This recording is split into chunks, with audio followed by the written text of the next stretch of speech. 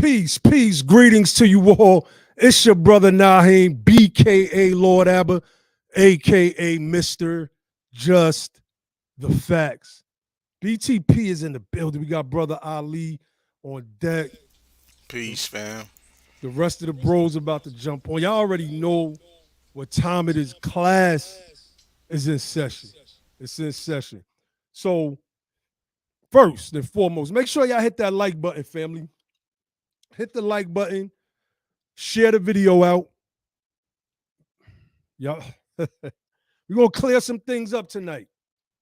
We're going to talk about this term, African American. Right? There's a lot going on with this term and this terminology, and it's largely coming from two elements, right? The hashtag cult, meaning ADOS, the people that follow Yvette Carnell, and the Pretendians, right? And when we say Pretendians, we mean these little dudes and chicks that's on Twitter, on the internet, pretending to be Indians. They tribeless, tribeless individuals. So if you would like to support the channel, you already know Cash App Be the Power. Use the super chat feature. What else, man? Go to the website, bethepower.org. Go to our other website, usadof.org. On bethepower.org, read our 12-point program so y'all know that we're not playing. We have a plan, and we're executing our plan phase by phase, phase by phase. So let me give some shout outs. Sister Shanna, brother Chris Emanike, and everybody else who are members. I gotta shout y'all out because y'all members of the channel, helping keeping this thing moving. Brother Vince Jefferson, peace. C. Gaucher, I think, or Gotcha. I'm not sure how to pronounce that. Peace. Abdul Sharif, peace, peace. Dean Smith, peace. Dre was good, Brody. Khalif was good, was good. The Freedmen are in the building. The Freedmen are on deck. Descendant of Job Freedman. You already know. So, brother Ali, man, you want to? All right, wait. Let me give a more formal intro into tonight's topic. Then you could come in and we'll start getting into some stuff, right? No So doubt. we were in a room last night, right? And brother Chris Larson is so funny because he just popped on. I'm about to bring you on in 1 second, brother Chris Larson. That was the only reason why I went in the room, because I don't rock with the Pretendians. These people are crazy. And I was listening to brother Chris Larson last night, and He was trying. he was He trying, was right? trying his best. He was trying his best. I was so frustrated. I was like, yo, bro, what are you doing talking to these Yeah. people, man? Yeah, Right. but So go ahead. there was an analogy that I used to use when I was teaching, and I used to try to build with a lot of them crazy Moors. And it was the end scene of I Am Legend, where Will Smith's character is like, he's like, I can save you. The zombies, they just don't care. They just want to get a hold of Will Smith and kill him because they know that he's different. And they just want the world to be ruled by the zombies. And Will Smith is the last obstacle of complete zombie apocalypse, right? Basically, in the zombies' eyes. So as he's yelling, I can save you. That's what brother Chris Larson sounded like last night. I can save you. I can save you. And the zombies are like, nah, we're going to bang our head up against this glass and keep knocking ourselves senseless so we could get in here and tear you to shreds, brother. They was cursing at the brother, cursing the brother out. The scruffy sounding chicks were, they were going in. Like, and we said we was going to kind of chill with the going at the Pretendian stuff because they're irrelevant. Top Cap, KD, Mel, Boo, all of these people check are irrelevant. And the problem is you have people that's trying to garner support. And in trying to garner support, they accept everybody. And the consequence of accepting everybody is the pretendians. That's the consequence. I was in another space yesterday, one of the reparationist candidates. Some guy got up there talking about we need our own sovereignty. And I was like, what? And the Freedmen's Bureau.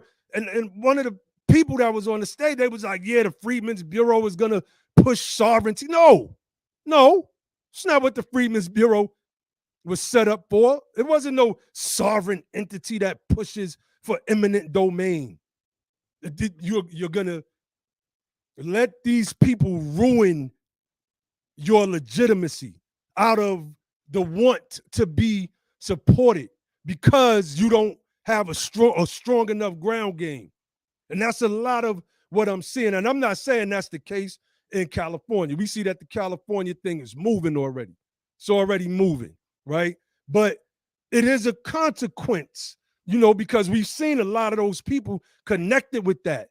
And many of them people don't even live in California. But it's good for anybody to lend their support, right? We know nobody ain't knocking that.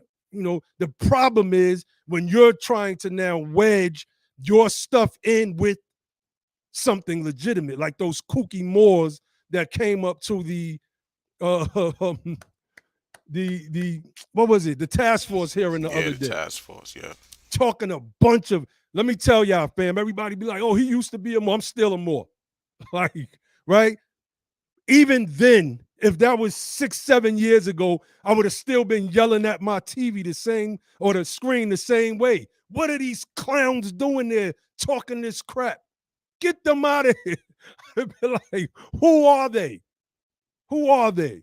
So, peace, Sister BB, Sister Miss Tiffany. Let me see. We got some pretendians already in the Moriega in the building. building. Sister Morgan. All right, I see you, Sister Morgan, in the building. Yo, brother Ali, go ahead, and I then we go. sent, no doubt. I sent Mhm. Morgan. I sent you the link in case you wanted to jump on. All right, so And then we here's gonna what. add Chris on. Go ahead, All brother. right, yes, definitely. Chris got to come on and explain what he was trying to explain to the dense people last night, because it has to be made clear. Brother has important information to share, and they're not trying to hear it, but he needs to get that out. All right, so I jumped into that space because I seen brother was in that space as well, and I'm like, what is he doing in there? So I listen in, and I'm listening to him trying to explain this stuff, and it's just not working. They have, like you said already, there's a problem with the term African American, right?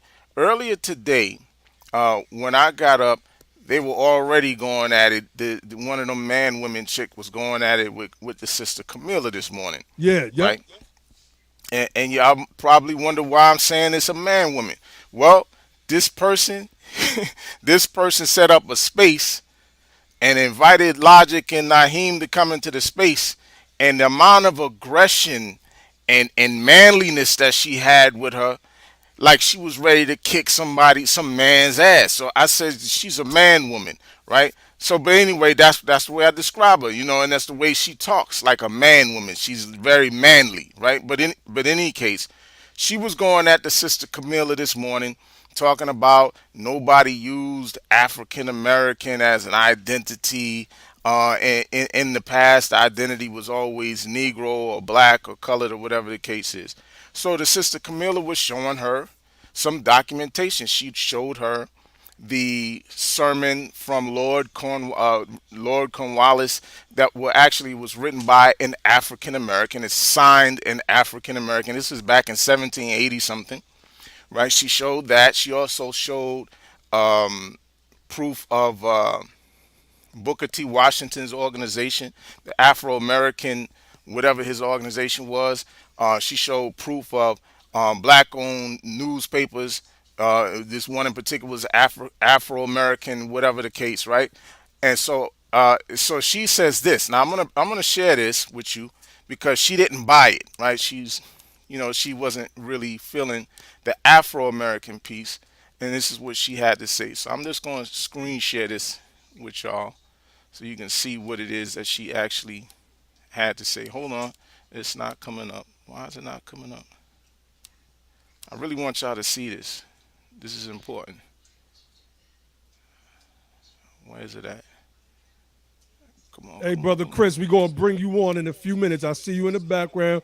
I want you to go, and we just want to run through our little Screen 1 2 1 2. tab. I hear a For some little reason I echo. can't. Yeah. 1 2 1 2. Hey, in the chat, y'all let me know. Do y'all hear an Uh, echo? for some reason I can't share this image, Nyhiem. Let me see if I can share it from the Facebook group. All right. Let me try to pull that up because they need to see this. What her response was to Camilla about it, and then I'm gonna go and I'm gonna show something from the OMB, which the brother was trying to explain to them about last night, which I know they don't know Hmm. anything about that because No, no. they never gone that far into this stuff. They just No, we ranting might as and well bring raving. the let's bring the Yeah, bro bring them on in, now. bring them in, I wanted to do bring a them in. little intro, but we already in the kitchen cooking, man. What up? What We up? What up, what's Chris? going on, brother? Man, this your What's first time good? on BTP, I right? think so. I think Yeah, yo, it's that's way right. too That's long. right. Yo, pleasure, blessings. Oh man, No I'm honor, doubt, brother. honored. I'm honored. Honor. Pleasure, blessings. man. You family, it's like you've been here the Man, whole time. So let me just show this real quick, y'all. I think I got it. I think I got it. Hold on, Facebook. Okay, so man, I can't blow this up. Can you see what it's We saying can here? see it. Let me full screen it. All right. So So this is one of them man women you talking about here, right? yeah, yeah, Man, yeah, okay, yeah, okay. yeah. All right, yeah, So go ahead, bro. so she says in response to the things that sister was showing her, she says the word is Afro, not African.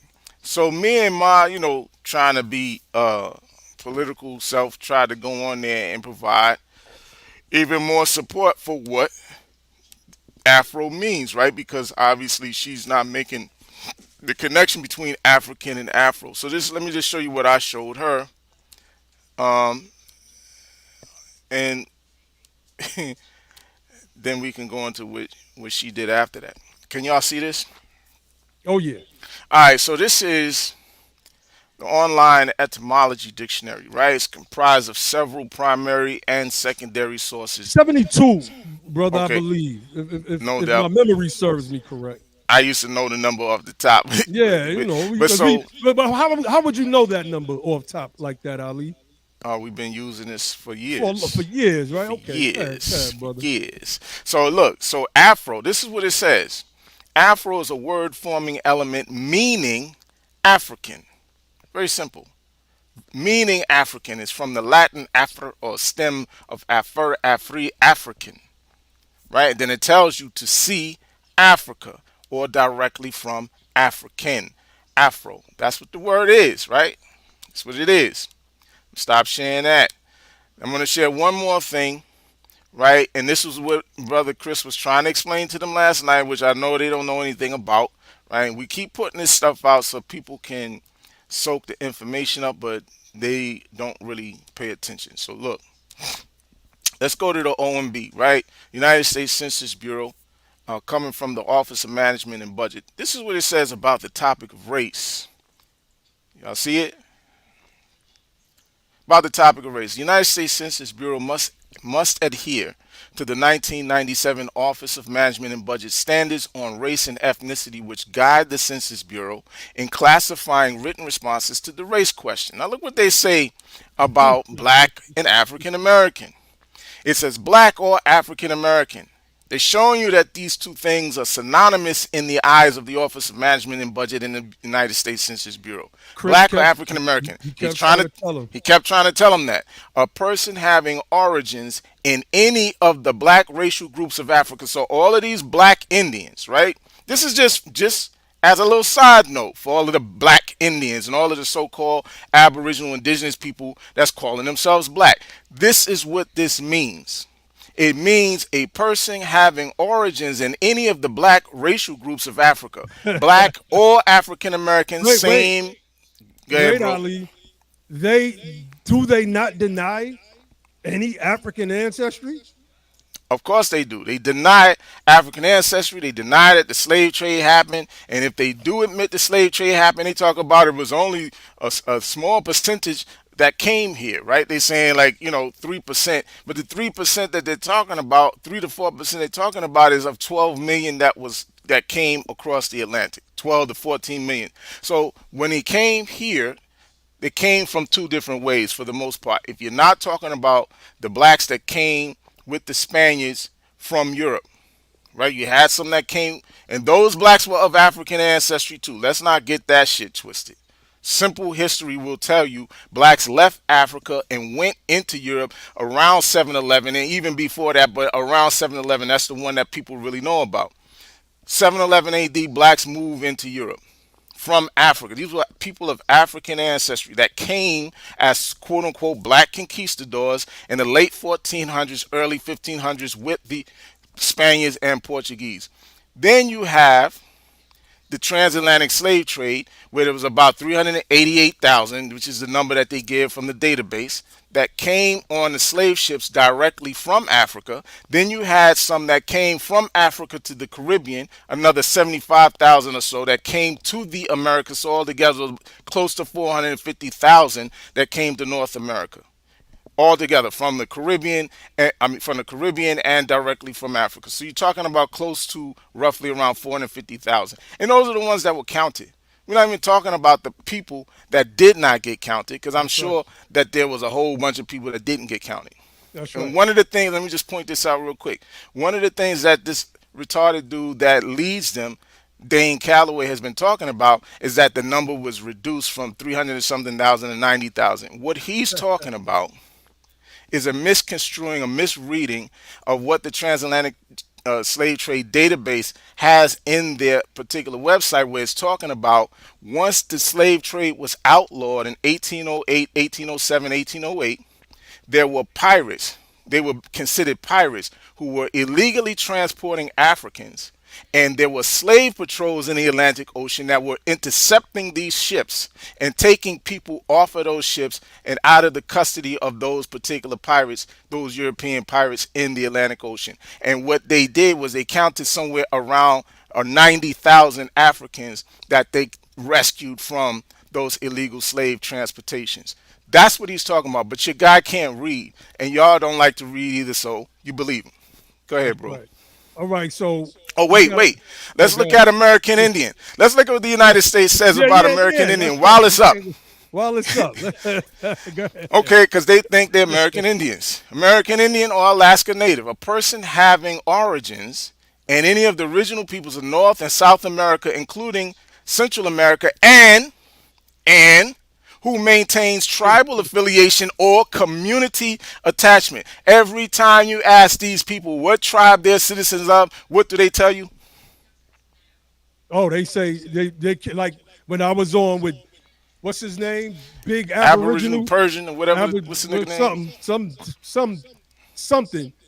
He couldn't tell me what tribe he was from, Of and you course know not. why? Because like we told him, that's Mike from up the street, man. It's Mike That from up the dude, street. that's Mike and them. And he told you They- that they- I don't claim a tribe. I don't know no tribe. I'm oh, Aboriginal. Aboriginal is not a tribe. It's a description.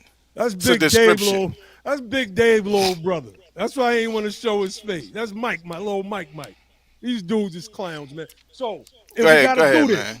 All right, we got our brother Grim on, but Grim, we want to give our brother Chris Larson a chance to share, some of the conversation that happened last night. It was more like an ambush, right? It wasn't a real conversation. It was an ambush. And then get into a little bit of what's going on with the task force, right? Before you go in, I do want to say this. Because the pretend Indians, I'll tell you what tribe they from, Ali, from the Niggerho tribe, the pretend Indians from the Niggerho tribe, You know. because they You don't know. want to be associated with Africa. They don't want to use the term African American.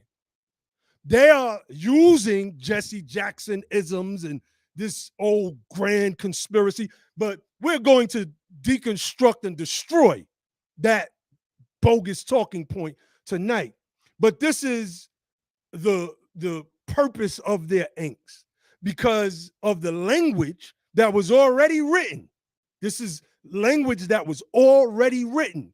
Brother Chris tried to explain to them there's nothing that you and I can do about. We can call ourselves what we want I could call myself more. It's not on anything. Freedmen is on everything. We could find Freedmen going back, and we're gonna get into that in the lineage aspect of this thing. So, indigenous to the keyboard. That's right, Sister Morgan. Yo, so go ahead, brother Chris. Welcome to Be the Power. Give a breakdown of everything that happened last night, what you were trying to explain, et cetera, et cetera. Yeah, yo, first of all, fire. Oh man, blessings. Appreciate y'all, Nyhiem, Ali, Brother Grimm. Shout out to the whole Be the Power team, everybody. Big love, big respect.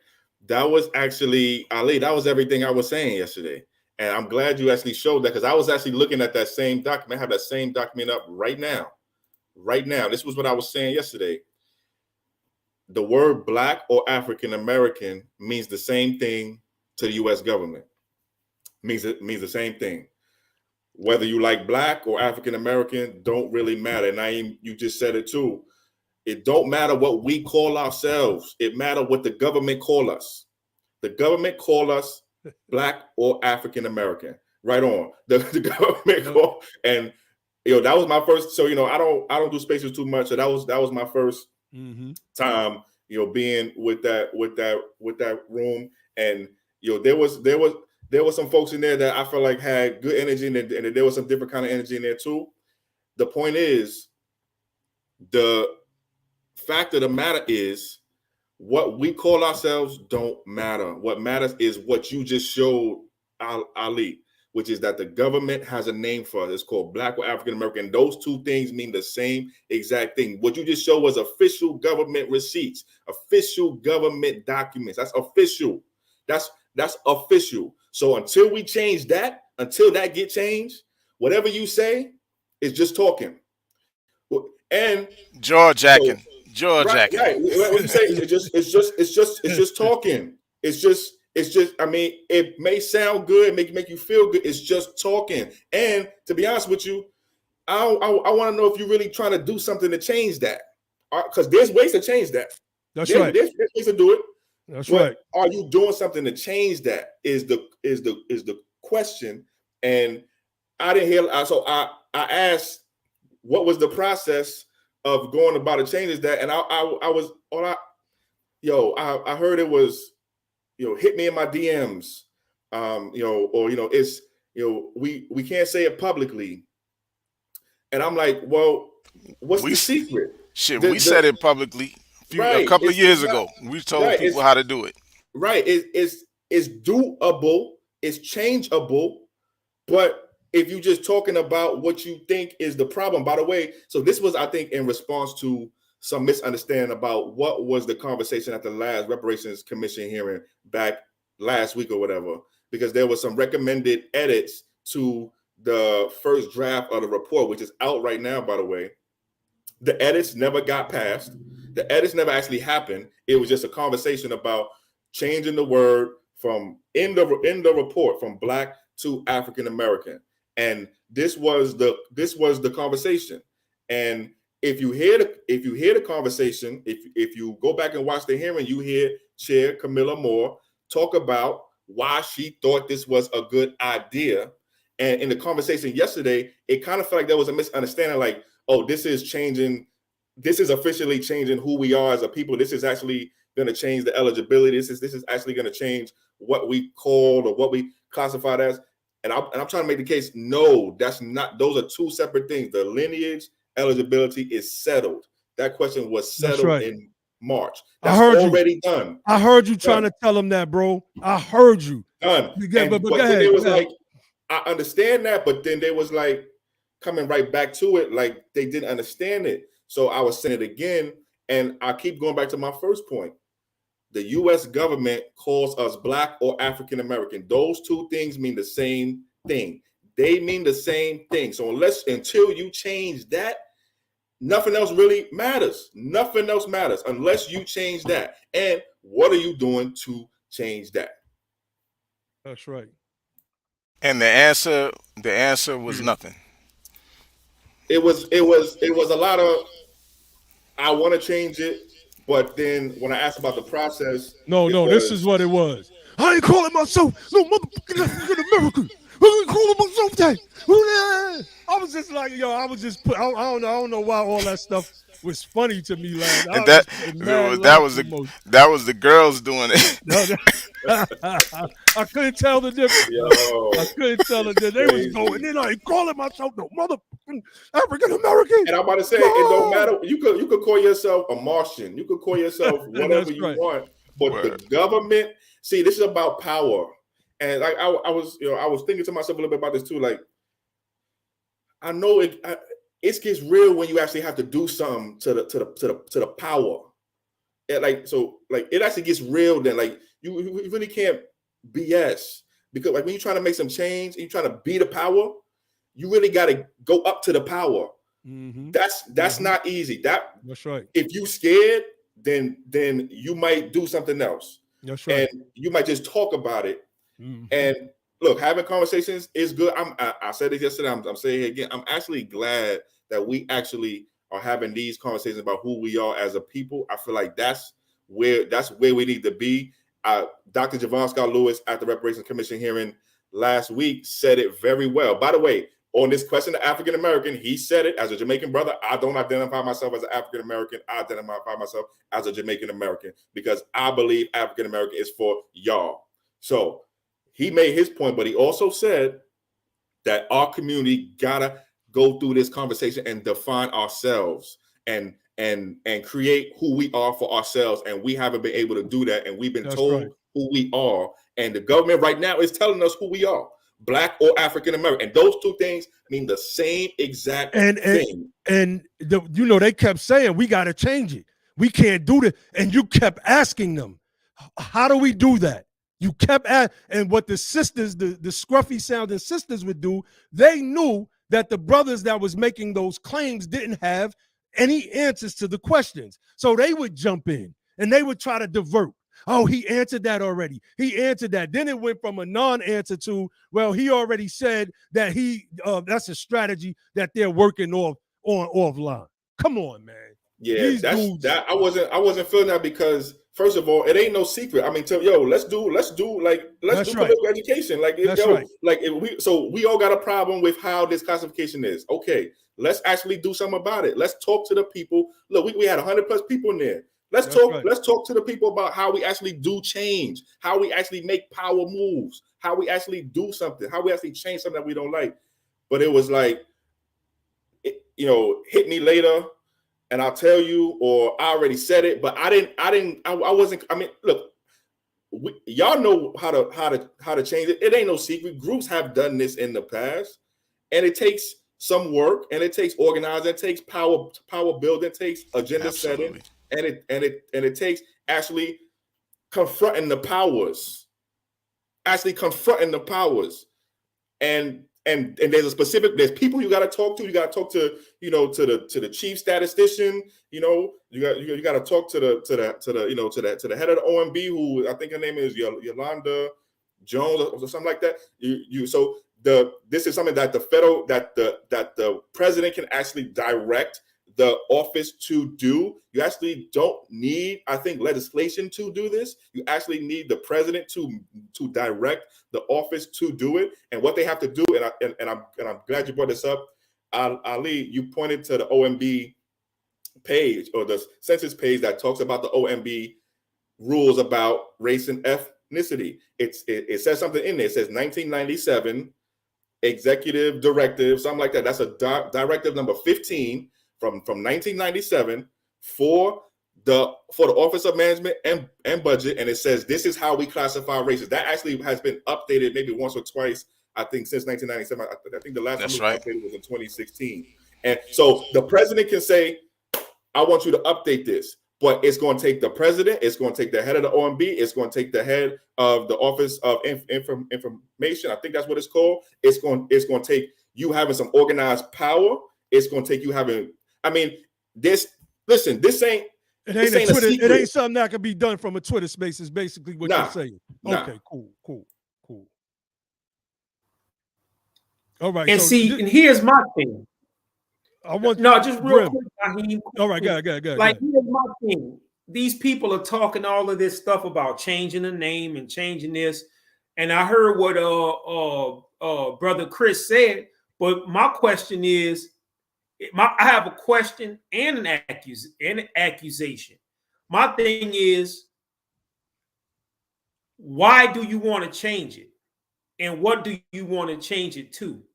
That's the first thing. And the second thing is, like, the people that's making those arguments, for the most part, in particular the Pretendians, they want to destroy that designation so they can fucking push the goddamn Indian claims. And that's really the foundation of this, of part of the foundation of this whole argument. It's not that African Americans so much as this horrible, offensive, power-taking term that takes power away from us. You know, the overseers wasn't on the plantation saying, "Damn it, you dropped that bale of cotton, you damn African American." They wasn't saying that. They were saying, "Damn, you dropped that bale of cotton, you nigger." That's you know, right. That's one of the pejoratives or whatever that they should be trying to get rid of. They weren't about the wrong thing. They like That's all I nigga. want to say. They like But nigga. I They want throw you to that cook. around a lot. Oh yeah, they love that word. I want you to go in. I want you to set it off, Grim. But I want to camel back on what Brother Chris was going in on about. I want to share something. Ali spoke to it about us teaching about this for years, right? Now, this is a blog spot post that I have up called Moorish American Muslim. This was back when I was on my Moor thing, really, really heavy. You see the date there, Thursday, December 18th, 2014. And this was actually, I may have done this a year or two earlier. This was an updated version, right? And the name of this is called Analyzing the Black Identity, a socio-political construct. We are not black people. Now, of course, this is when I was heavy on my Moor thing. I stand on about 90% of the information that I wrote in this paper outside of all the Moorish stuff, right? Because that's a whole nother subject. I want to scroll down for a moment, right? Notice what I have there. This is December 2014. I said, and I want to bring you to Federal Directive 15, which was adopted on May 12, 1977, and is breaking down. Y'all heard us break this part down a lot of times on this platform. These classifications should not be interpreted as being scientific or anthropological in nature. Ali already brought them up. I'm not going to get deeper into it, right? But there's a part I want to read. Now, you know what? I'm not going to read that. I'm just going to stop sharing that. And I'm going to come back to this a little bit later because we're going to get to this ADOS cult. They have like this white guy that's their attack dog. He's attacking Sister Camilla for Yvette Carnell, right? So it's this double attack that's coming, not just at the Sister Camilla, but at the family in California, which is essentially this resurrected freedmen reparationist movement. That's really what that is. And we're going to touch on that later. So Grim and Ali, y'all could start going into some of the stuff that y'all have pulled up. After that, I'm gonna get into a little genealogy. We're gonna show these people how it's done and how easy genealogy is. And I'm gonna pull up this tweet that this brother shared. He tagged brother Tariq Nasheed in the tweet as well, and it deals with this topic of genealogy and the Freedmen's Bureau's records, etc.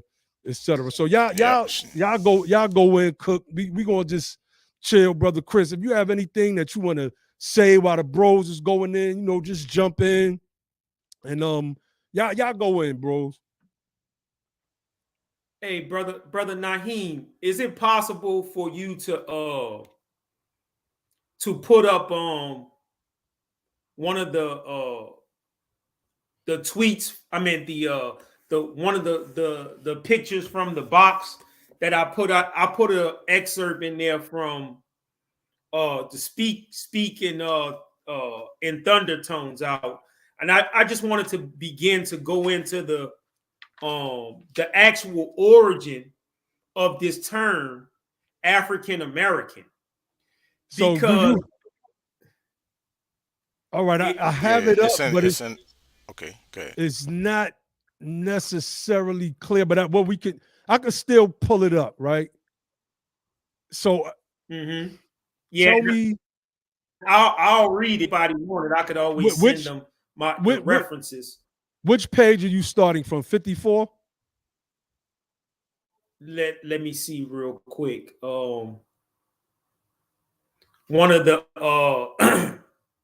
first pages that I have, one of the first pictures that I have posted up there. Let's go to let's see. Yeah, I want to point out something, man. Because I'm not gonna go. It's that first picture on the left, man. We'll go from left to right. All right, can you see the page number on it? The first picture at the top on the left. All right, let me see. It's 54. I'll tell you right now, bro, because I have the book right here. Yeah, it's page 54. That's correct. All right, so let's start there. So we're going to get into this term, African American. Right, because I don't know, man. I would like Ali to. I don't want to step on Ali's breaking down of some of these degrees, because I think, brother Ali, you will go in about the different African societies of New York and Boston. I don't know if you was gonna do that. I know we talked about it, but I don't want to double up the information. Nah, you good, man. Go in, bro. We just do it right now. We do it as we go. Just read, Grim, because the screenshot is not coming up too clear. Yeah, okay. I have the book, and I'll put a link to the book also in the chat for anybody that this is a book called Speak Out in Thundertones, Letters and Other Writings by Black Northerners, 1787 to 1865. It was edited by Dorothy Sterling, right? So this book that I have right here basically like goes into this whole thing about the terminologies. Well, part of the book goes into the terminologies that the freedmen of the time were basically discussing to use for our people. See, people think that this is a new argument, or they actually have something new, and they don't. And I'm gonna use the term foundational Black Americans. The foundational Black Americans always had these different debates amongst them about the different terms that they were going to use, because they were basically trying to escape the use of negative terms toward them and or identifying themselves. So for the stupid motherfuckers in the back, we go break this thing down. And the bottom line is that this whole picture that I have up there now is basically from the white life of William Brown. This is an excerpt, and this is going back to 1883 when they are talking about the African societies. I'm not going to go too far in it, but particularly for the Pretendians, going back to the beginning of the country, the 1700s, that those particular people that they are trying to call Indians identified themselves as African. And that's why they named themselves African Society. Like Logic was pointing out, when Prince Hall founded the Masonic Lodge for Black people in the United States, he didn't call it Colored Lodge. He didn't call it Negro Lodge. He called it African Lodge. So I'm basically making the point that basically those people had an identification and an understanding that they originated from Africa, right? And were brought to the United States. So if we can go to that page 54, Nyhiem, I'm gonna go ahead and read it, because I mean this, and I just wanted, we ain't gonna go into detail in this part, but I just wanted to point out one of the things that I had highlighted on that page, right? It says, at the time of the church dedication, the colored people made great preparations to celebrate the date. The young colored men formed a military company called the African Greys. So, you know, this goes into the development amongst the foundational Black Americans of these orders or societies that was developing amongst them as they were creating society amongst themselves. So the African Greys to escort the African societies. So they basically formed a paramilitary order called the African Greys to escort the African societies to their new houses of worship. We talking about the churches that they were building. The African societies wore their regalia. The president of the society was dressed to represent the African chief, having on what? A pointed red cap. That pointed red cap is the cap that we know of today as the fez, or also the Liberty cap, which is called the, how do you pronounce that? The Phrygia cap. Mm-hmm, mm-hmm. And the Phrygia cap is actually Phrygia. a symbol. Phrygia cap is actually a symbol that is basically embossed on one of the congressional symbols, that red hat, which signified free people. So I don't want to go too deep into that, but I wanted to basically point that out, that early in the development of the foundational Black Americans in this country, they were basically, like what Chris was saying, was basically using that term African to signify it. So to make a long story short, it's only obvious that the term African American will begin to evolve. And this is not in 1980 with Jesse Jackson. People making like Jesse Jackson made this term up, when this term go back of our nation. If we can get that next slide, Nyhiem, I'm a rock out.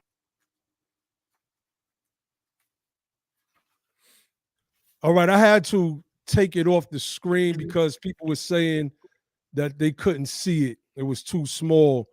But the next slide says our claims are on America.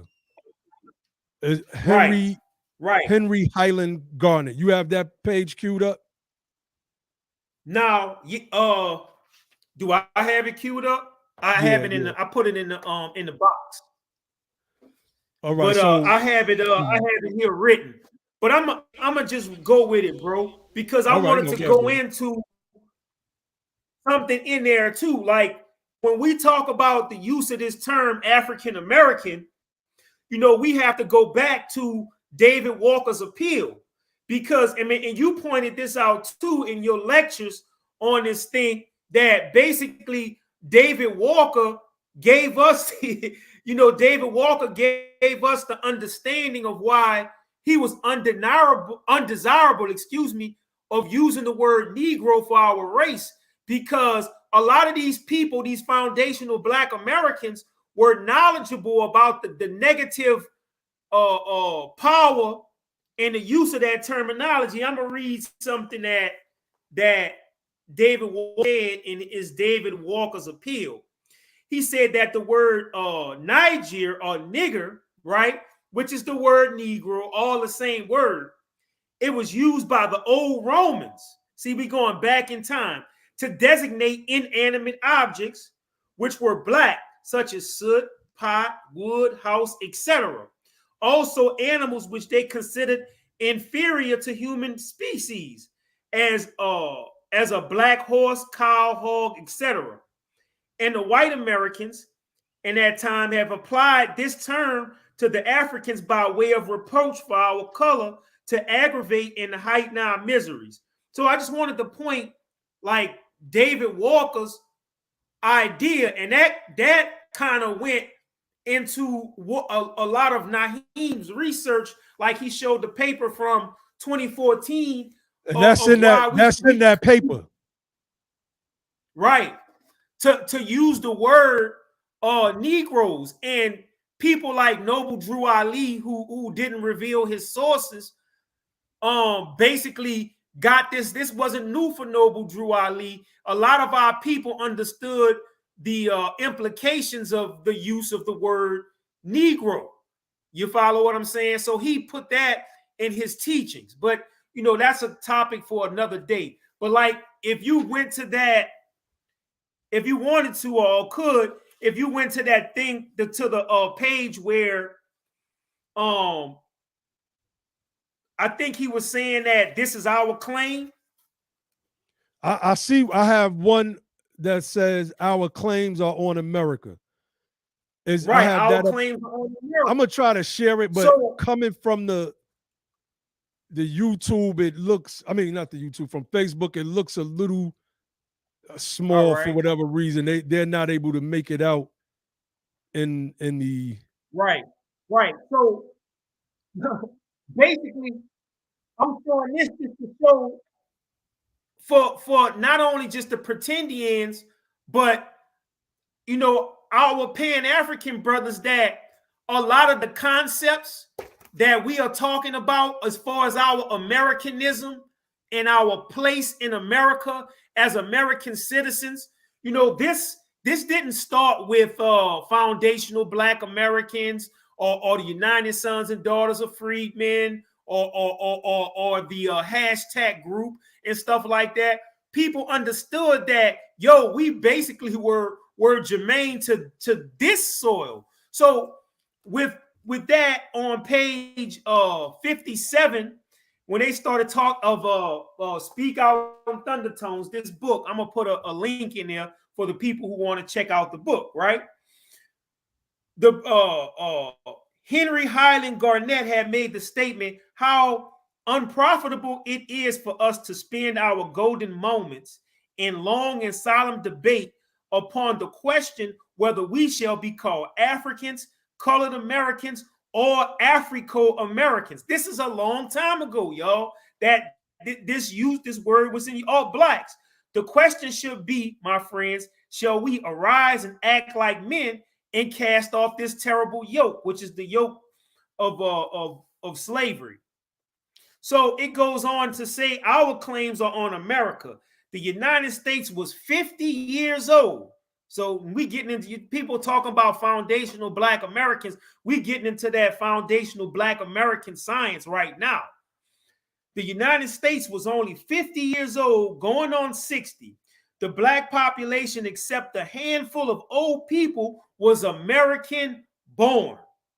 To this new generation, ending slavery and winning equal rights in the United States seem more important and more possible than resettling in Africa. So this whole Pan-African repatriation idea was amongst our people way back then in the late 1700s, early 1800s. And it was basically repelled by a lot of the people who understood that our roots was right here in America. So at a meeting of the New York African Society for the Mutual Relief in 1828, Thomas L. Jennings, a successful New York tailor, said this: our claims are on America. It is the land that gave us birth. We know no other country. So ain't that some of the same stuff that we talking about today, Brother Chris? The fact. You follow what I'm saying? This the same stuff we talking about today. The fact. This is 1828. So BTP not making this stuff up when we talking about this whole Freedmen philosophy. So our claims are on America. It is the land that gave us birth. We know no other country. It is the land in which our fathers have suffered and toiled. They have watered it with their tears and fanned it with their sighs. Our relation with Africa is the same as the white man's relation is with Europe. We have passed through several generations in this country, and consequently, we have become naturalized. Our habits, our manners, our passions, our dispositions have become the same. The same mother's milk has Naturalized, a yo. nourishment. I'm sorry, bro. What you said, Ali? Said we've become naturalized. We got to go into that. Exactly. Say it louder for the dumb motherfuckers in the back, man. He said You know we've what I'm saying? become naturalized. Man, come on. Those are those Right. principles we talk about. Those principles we Yeah, talk man. about. So, Just Soli, just Sanguinis. They don't know about that right, stuff, man. But go ahead, Grim. right. Indeed. So we've passed through several generations in this country, and consequently, we have become naturalized. Our habits, our manners, our passions, our dispositions have become the same. The same mother's milk have nourished us both in infancy. The white child and the colored child have both clung on the same breast. I might as well tell the white man about England, France, or Spain, the country from which his forefathers immigrated, and call him a European. As for him to call us Africans, Africa is as foreign to us as Europe is to them. Now, see, Pretendians would misconstrue this, but basically, what he is saying is that the descendants of Africa, born in America, we are a new people, right? So let me go on to something else, man. I went over the Niger word, man, and this is from the Liberator, which when you study in the Freedmen philosophy, you start to begin to understand about the abolitionist William Lloyd Garrison, who was also a mentor to the Freedman King Frederick Douglass. So he created basically this newspaper called a Liberator, and there was a subscriber in September 24th, 1831, and who basically made this statement to the editor, talking about these different terminologies, right? The term color is not a good one. Whenever used, it recalls to mind the offensive distinction of color. The same quote unquote African is more objectionable yet, and is no more correct than Englishman would be to the native born citizen of the United States, right? So he began to go to say the colored citizen is an American of African descent. Cannot a name be found that will explain these two facts?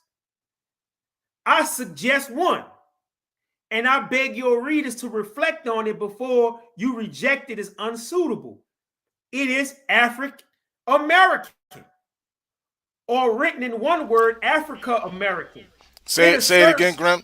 Say that it again, please. it, it is African American, or written as one word, Africa American. It asserts that most important truth, that the colored citizens is truly a citizen of the United States as the whites. And that goes back to what Brother Ali be teaching at, and all of us teach here at BTP, is that the black people, or the so-called Negroes, have been citizens of this country since day one. And here this man talking like this in 1831, man. So I mean, I don't want to keep going on, but it's one thing that I want to show, and then I'm gonna be done, y'all.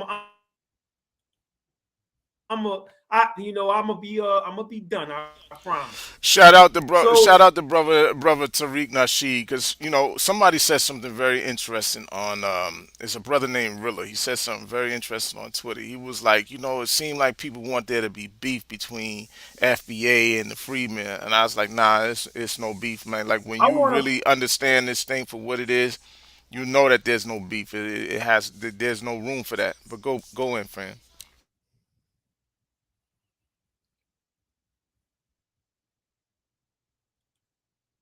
Yeah, Grim. I think Gert is a little bit glitchy. Oh, okay, yeah, he was trying to present something. What's good? What's good, brother Yeah, Chris? Where you? that's on my part, bro. Yeah, Yo, real, Go in. Go ahead. just Yeah, let brother Chris go in real quick and then come yeah, I back. actually And wanted to everything. follow up on what the brother Grim was talking about. First of all, that's Mhm. fire. And big also big love to the brother Logic. I see you, fam. Brother Grim, thank you for breaking down the history, because there was a misconception or miseducation in some of the conversation yesterday about how long we as a people have been considering and using the term African American to talk about ourselves. And there's a miseducation, I think, that it comes from the 1980s with Jesse Jackson. But as you showed, and as we've been showing, and as folks who are on the Reparations Commission have been showing also, the phrase and the term African American has been used to describe us. And we've been talking about this as ourselves since 1700s. You just brought receipts for the 1800s. That's 100% facts. And I want to say a couple of things too. I said this yesterday. I was on a call with the U.S. Census Bureau officials back in 2019, because they were trying to get everybody ready for the changes that were coming in the 2020 census. By the way, what were those changes? Some of those changes were in the Black or African American category. Guess what? You get to put what country you from. And That's how right. did that happen? How That's did right. that happen? Because this is part of the history. If you go back to 2009, 2010, 2011, you go back to New York, the Caribbeans in New York said, we want to change the census, because in Black or African American, we not Black or African American. That's literally what they were saying. We not African American. We Jamaican. We Bayesian. We Trini. We something else. African American is specifically for this other group of people who come from the plantations of this country. That's what they were saying in 2009, 2010. And they worked and they worked and they worked. And part of their work resulted in what happened in the 2020 census, where now you get to select what your national origin is under That's that Black right. or African American category. That's But I was right. on a call with the census back in 2019. They was trying to get us ready. They were trying to explain what the changes were and all that. Cool. There was a group of Moroccan organizations on the call, highly upset, very mad, because Moroccans, North Africans are classified as white That's on right. the U.S. Census. They That's called right. white. They were like, we ain't white, we this, we that. And I remember it clear. The person from the census said, you can write down whatever you want, That's right. but when we get your information, we're going to roll you up into this white category. That's And right. that's the same point that we've been making, that the government calls us Black or African American, does not make a difference, distinction, anything between those two. Those two things mean the same thing to the U.S. government. So if you're That's mad right. about that, that's where you got to make the change. It ain't shooting at the folks on the Reparations Commission, who are your That's best right. friends, to be honest with you. Those of us who support lineage, those of us who voted for lineage, those are your best friends right now. Don't shoot at them. Don't shoot that way. Go to where the real power is. It's like, like, go to where the power is. Go to make the change. Go to where you can actually do something about that at. That's where you do that at. And again, it felt like there was a misunderstanding about what those changes were about in the, first of all, the proposed changes. Those changes did not actually happen. They were just proposed. And what those proposed changes had nothing to do with eligibility at all. Nothing at all. The eligibility question has been settled, as we said. Those changes were about what type of language to use in the report. And one point that I did make yesterday, but this was why the commission actually decided to keep the words as they are in the report now, is because that report is 600 pages long, by the way, first of all. So, by the way, we're going to need your help breaking that down. 13 chapters, 600 pages. The draft is out right now. I'm already cutting it up. So we got section through section to go through. In the report, it's heavily research-based. It's heavily receipt-based.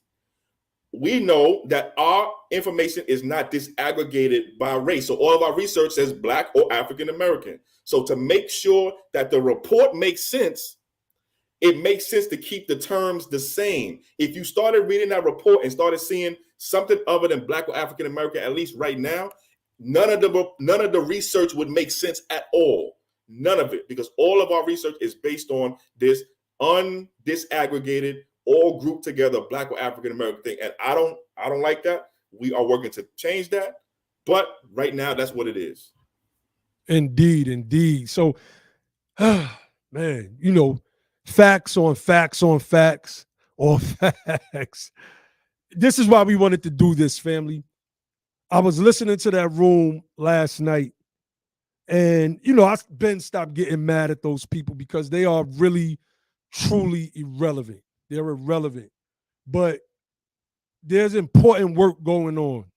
There's important work going on behind the scenes that we're not even going to speak about. You know what I'm saying, brother Chris? You know, some things that's going on that we ain't going to speak about none of that stuff. Big And it's distracting. At the end of the day, all it is a distracting. And that's why I urge people to be careful with the type of support that you accept. Because these are the people. How does that biblical verse go? Y'all know I ain't no Christian, but you know, you a little studied, you read all of this stuff. It said, "Do not cast your pearls to swine, lest they, what it say, gnash their teeth at you, turn on you, and tear you to pieces." Right? Because that's what they was trying to do to Brother Chris last night. That's what these people have been doing to Sister Camilla, gnashing their teeth, trying to tear them to pieces after getting pearls casted to them swine. So we just gonna come here and do the facts. So brother Ali, you want to do? Grim got something pulled, but you want to? Hey, I'm actually got to break up because I want to do one last thing before. All right, hold on, Grim. Hold on, Grim. 1 second, Grim, because Chris got to bounce. No, Grim, you love, bro. And I want to say, I gotta get back to work. I appreciate y'all for the time. Please continue the conversation as I know y'all going to do. Y'all do great work. This is fire. This is exactly where we need to be as a people having these conversations. I'm glad y'all already been on this and been at the forefront of this. So I appreciate y'all for having me.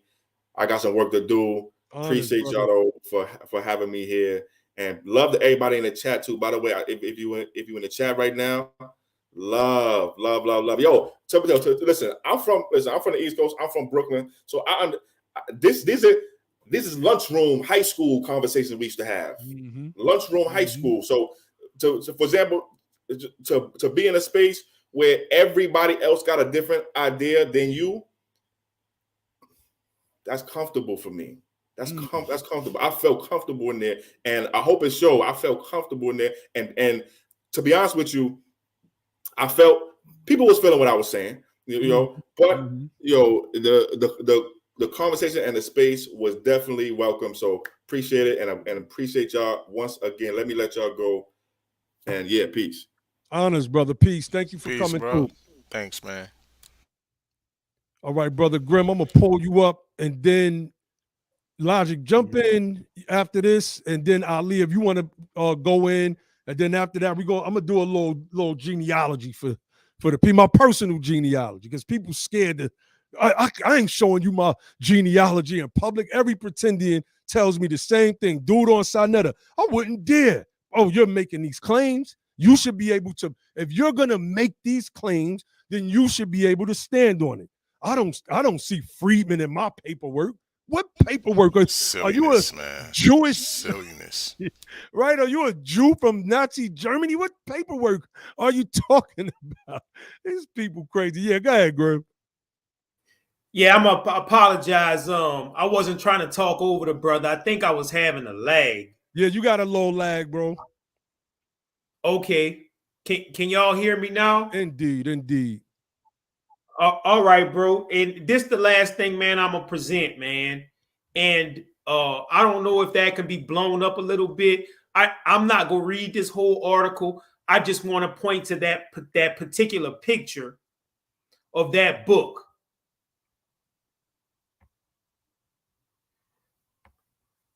Can you yeah, we can see it, the sermon on the capture of Lord Cornwallis. I think. Yeah, you gotta scroll down some. I guess I gotta scroll down. All right.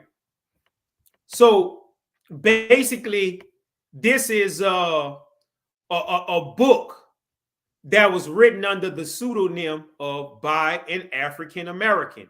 It was a sermon on the capture of Lord Cornwallis.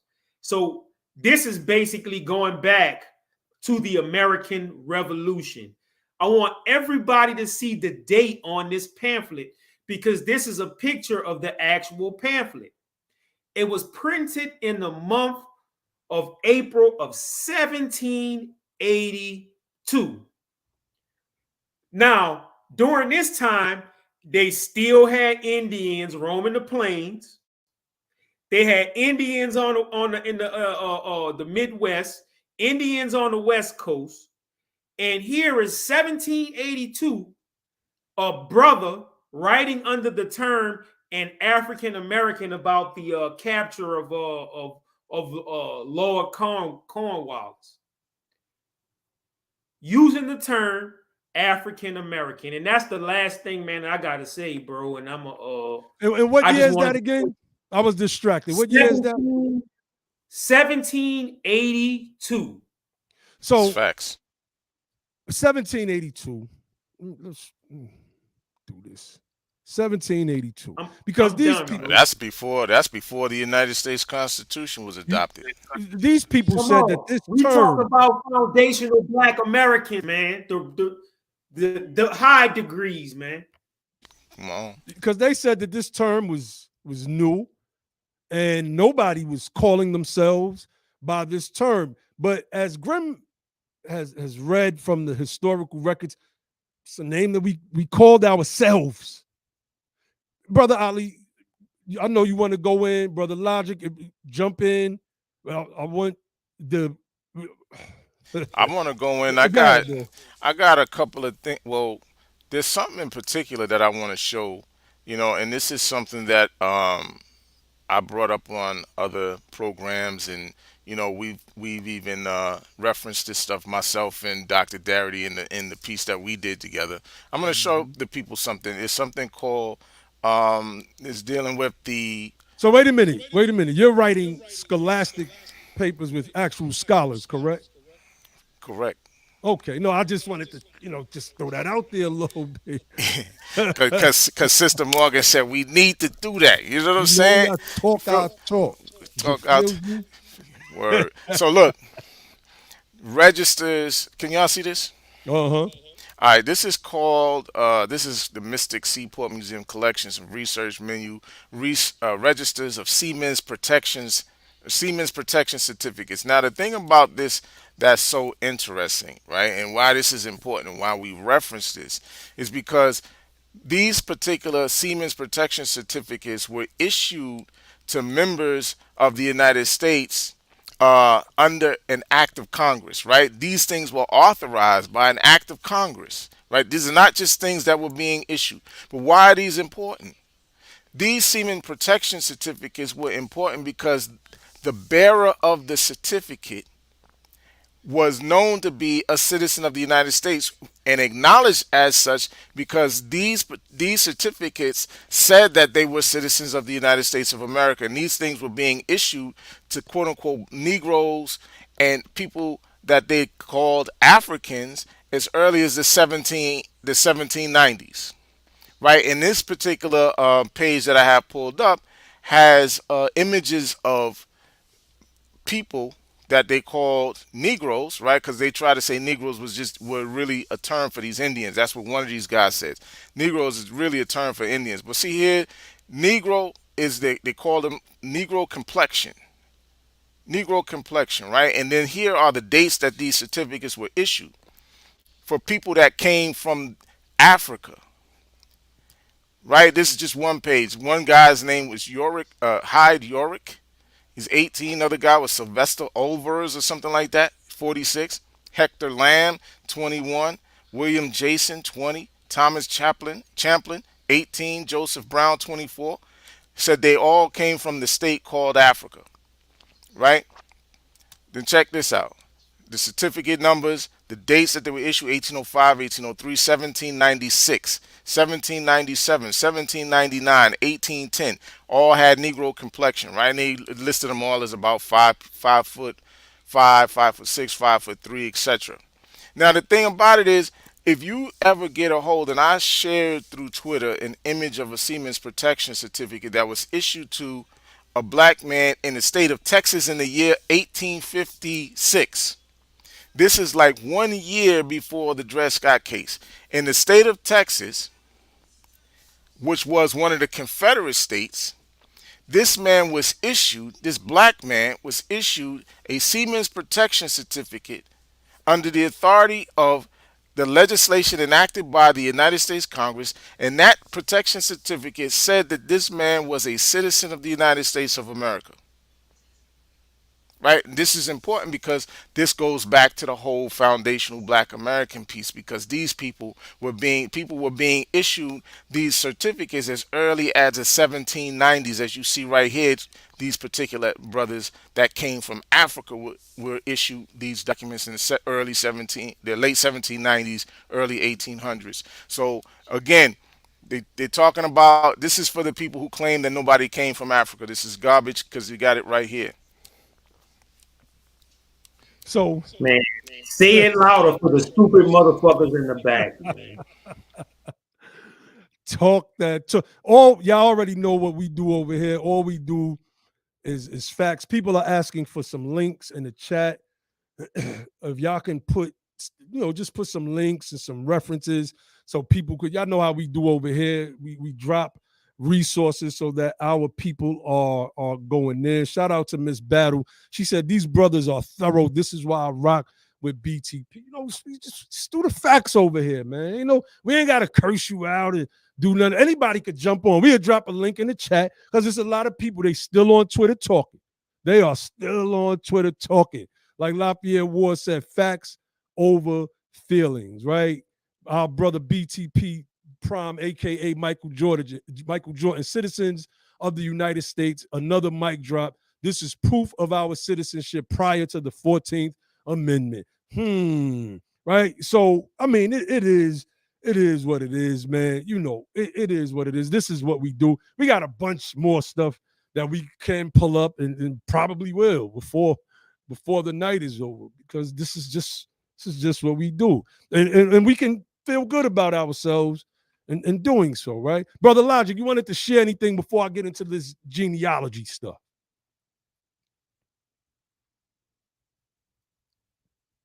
I don't think Brother Logic is ready. I got something else I want to share. All right, go ahead, brother. This is kind of dope, right?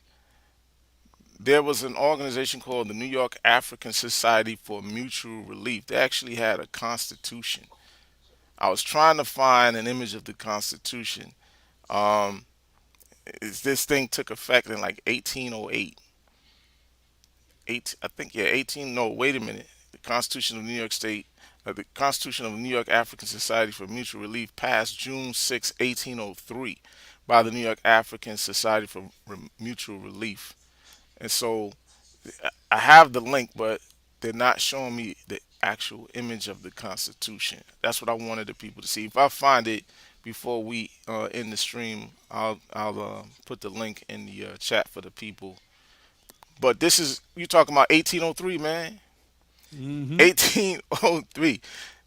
They talking about people that wasn't identifying as African. We tried to tell this one person, myself, Sister Camilla was trying to tell her, look, even the term Afro-American being used by our people. Whoa. Afro and African is the same. She was saying Afro wasn't the same as African, right? That's what she was trying to say. We showed it to her, and once I showed her the etymology of it, showing that it's the same thing, that's when she started cursing, getting belligerent, and you know what I mean, and doing that burly stuff. So it's just like, come on, man.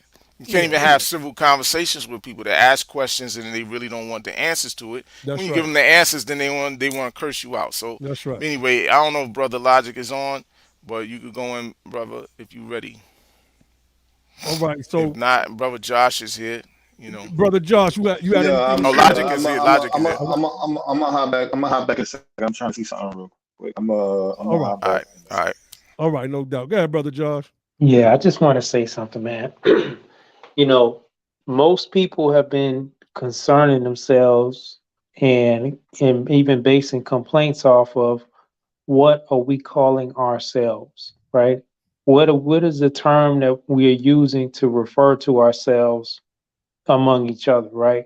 And what we have been basing our primary concerns with at United Sons of Daughters of Freedmen and on this Be the Power platform is what is the terminology that the government needs to be calling us and recognizing us as, and that is freedmen, because we can call ourselves Negroes, we can call ourselves colored, we can call ourselves African Americans, we can call ourselves black, we can call ourselves foundational black, we can call ourselves whatever. But when it comes down to what is the status that the government is going to recognize us, that's the one that we need to be concerned about. You know, are you going to be recognized as freedmen? Because that's going to be the term that And has the built-in. I have Uh, a question for you, Josh. Go ahead, brother. Why concern yourself with status over race? Why do that, bro? Because status makes the biggest difference when it comes to how you are, uh, like in what capacity you're getting communication. Let me break it down, right? Like I was saying earlier, you know, my grandfather, um, he fought in World War II. He fought in Korea, the Korean War. He fought in Vietnam. And when he communicates with the government, they're not, I mean, yeah, he can fill out that he's a Negro on the papers, but the thing that is of the most consequence to him and to the United States is that he has a status of veteran. You understand? He has veteran status, and that status allow him to get certain benefits, whether it be retirement, whether it be preference in certain jobs, whether it's all kind of programs that being a veteran allows you to access to health, certain type of health care. Now, if he didn't have the status of veteran, he wouldn't been able to access any of that. So you got to understand that we need to have less concern about what we're referring to each other as and have more concern about making sure that the federal government that owes us a debt is referring to us as freedmen. So I just wanted to leave y'all with that. God damn it, Josh, you're making too much sense. Jeez, you're making too much sense. Right. And I think Yep. one of the things that we really got to point to, maybe Logic can touch on this once he goes in, is the fact that too many of these people seem to not understand the difference between race and ethnicity and nationality and status, right? It's all like jumbled up for a lot of them, and when you listen to them, you can hear that they don't know and don't understand the differences between these things because they're making it they're speaking at them as if they're all one thing, and it's just not true. Like one person said, my even though she found her ancestors in the Freedmen's Bureau, he was listed as a Negro. Like Negroes were freedmen? That's the whole point, right? A Negro is a racial name that Europeans made up for people, but at the same time, he was still his status as a formerly enslaved person is that of freedmen. Like I don't understand. See, but they don't get what it is that we're talking about. Go ahead, brother Logic. Yeah, peace, peace, peace. Yo, and so yeah, exactly what you said, right? There's a lot of confusion in this space at this time due to the misunderstanding of what this freedmen movement is all about. Talk to And him. so when you understand what's going on, right, we have to produce understanding, right? Without understanding, you are left with confusion. And so we have been, adamant about continuing to emphasize and stress the fact that freedmen is a political status, right? That was won through an act of warfare for the larger sense, right? And you track freedmen history, it's usually coupled, right, in most cases, with some act of rebellion or warfare. Specifically in American history, the earliest freedmen grantings have come through participating in warfare. So this is freedman status, first and foremost, is not some status that was granted without us earning it or fighting for it. And when you think of the freedman status, you shouldn't think of, oh, that reminds me of slavery. No, it should remind you of liberation, because freedmen fought for freedom, literally, in warfare, with the participating as patriots in the American Revolution, to fighting in the Indian Wars, to fighting in the Civil War, right? And through gradual emancipation, right? These are all acts of either political fighting or actual military warfare. And it is a status that is achieved. It's a new status. You can go into Carter G. Woodson's work and see that. You can go into many primary source documents from the time period, and where you can go into Lincoln, where Lincoln is talking about the aid. What's that song? It said, what's the lyrics to that song? So there's a song called "Protect the Freedmen." Protect the freedmen. Protect the freedmen. And them lyrics talk about that the freedmen gave aid when aid was needed, right? To protect and preserve the country. The freedmen are the most important element of American society and American history.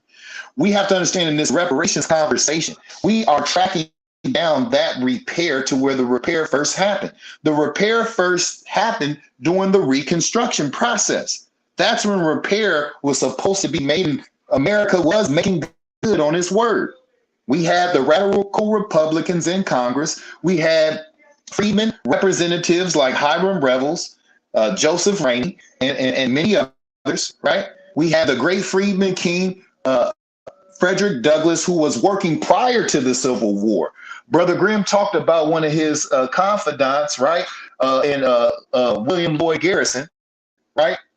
Who that relationship, and people have their problems with him, right, because they felt like he didn't take it too far. But that produced another relationship with Frederick Douglass and his mentee, right, John Brown, where they created the concept of the Civil War being about the abolition of the slave, right? This is the earliest makings of the Civil War that produced the freedmen. And John Brown, right? See, a lot of people don't know this history either.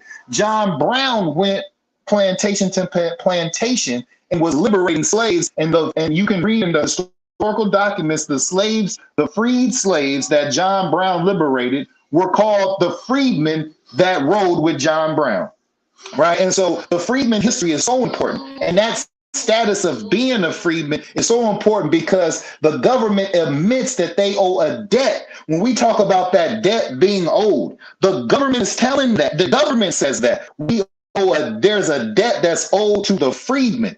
And in this search for specificity, right, and refinement of the claim, you can't get more refined than landing at the freedman acknowledgement, right? Once you understand your position and your historical position in American history as the freedmen contributions to America, now you really truly have that undergirding of why you're owed a debt. You're not just owed a debt for slavery.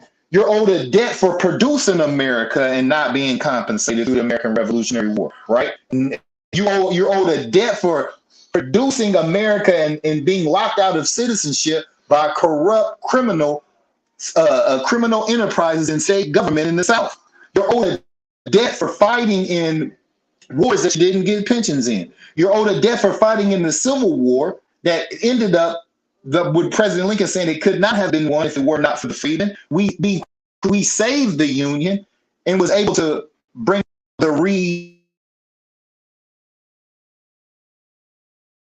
about the reuniting of.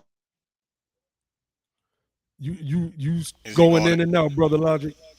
Okay, I thought it was just me. I ain't know. Yeah. Logic, Yeah. you went out. You went out, Brother Logic. And he going in too. Damn. Brother going in. Go ahead, Grim. You muted, Grim. You muted, Grim. you muted yourself back again. My bad. Yeah, man. I Hey, don't know we ain't been on in a while. That's what it is. We ain't keeping up with our usual schedule, man. Look, I want to say something, man, real quick to the people in the chat and the people that's watching. Please subscribe. That's number one. Number two, please share. And here's the reason that I'm saying this is because I believe that this channel has been shadow banned.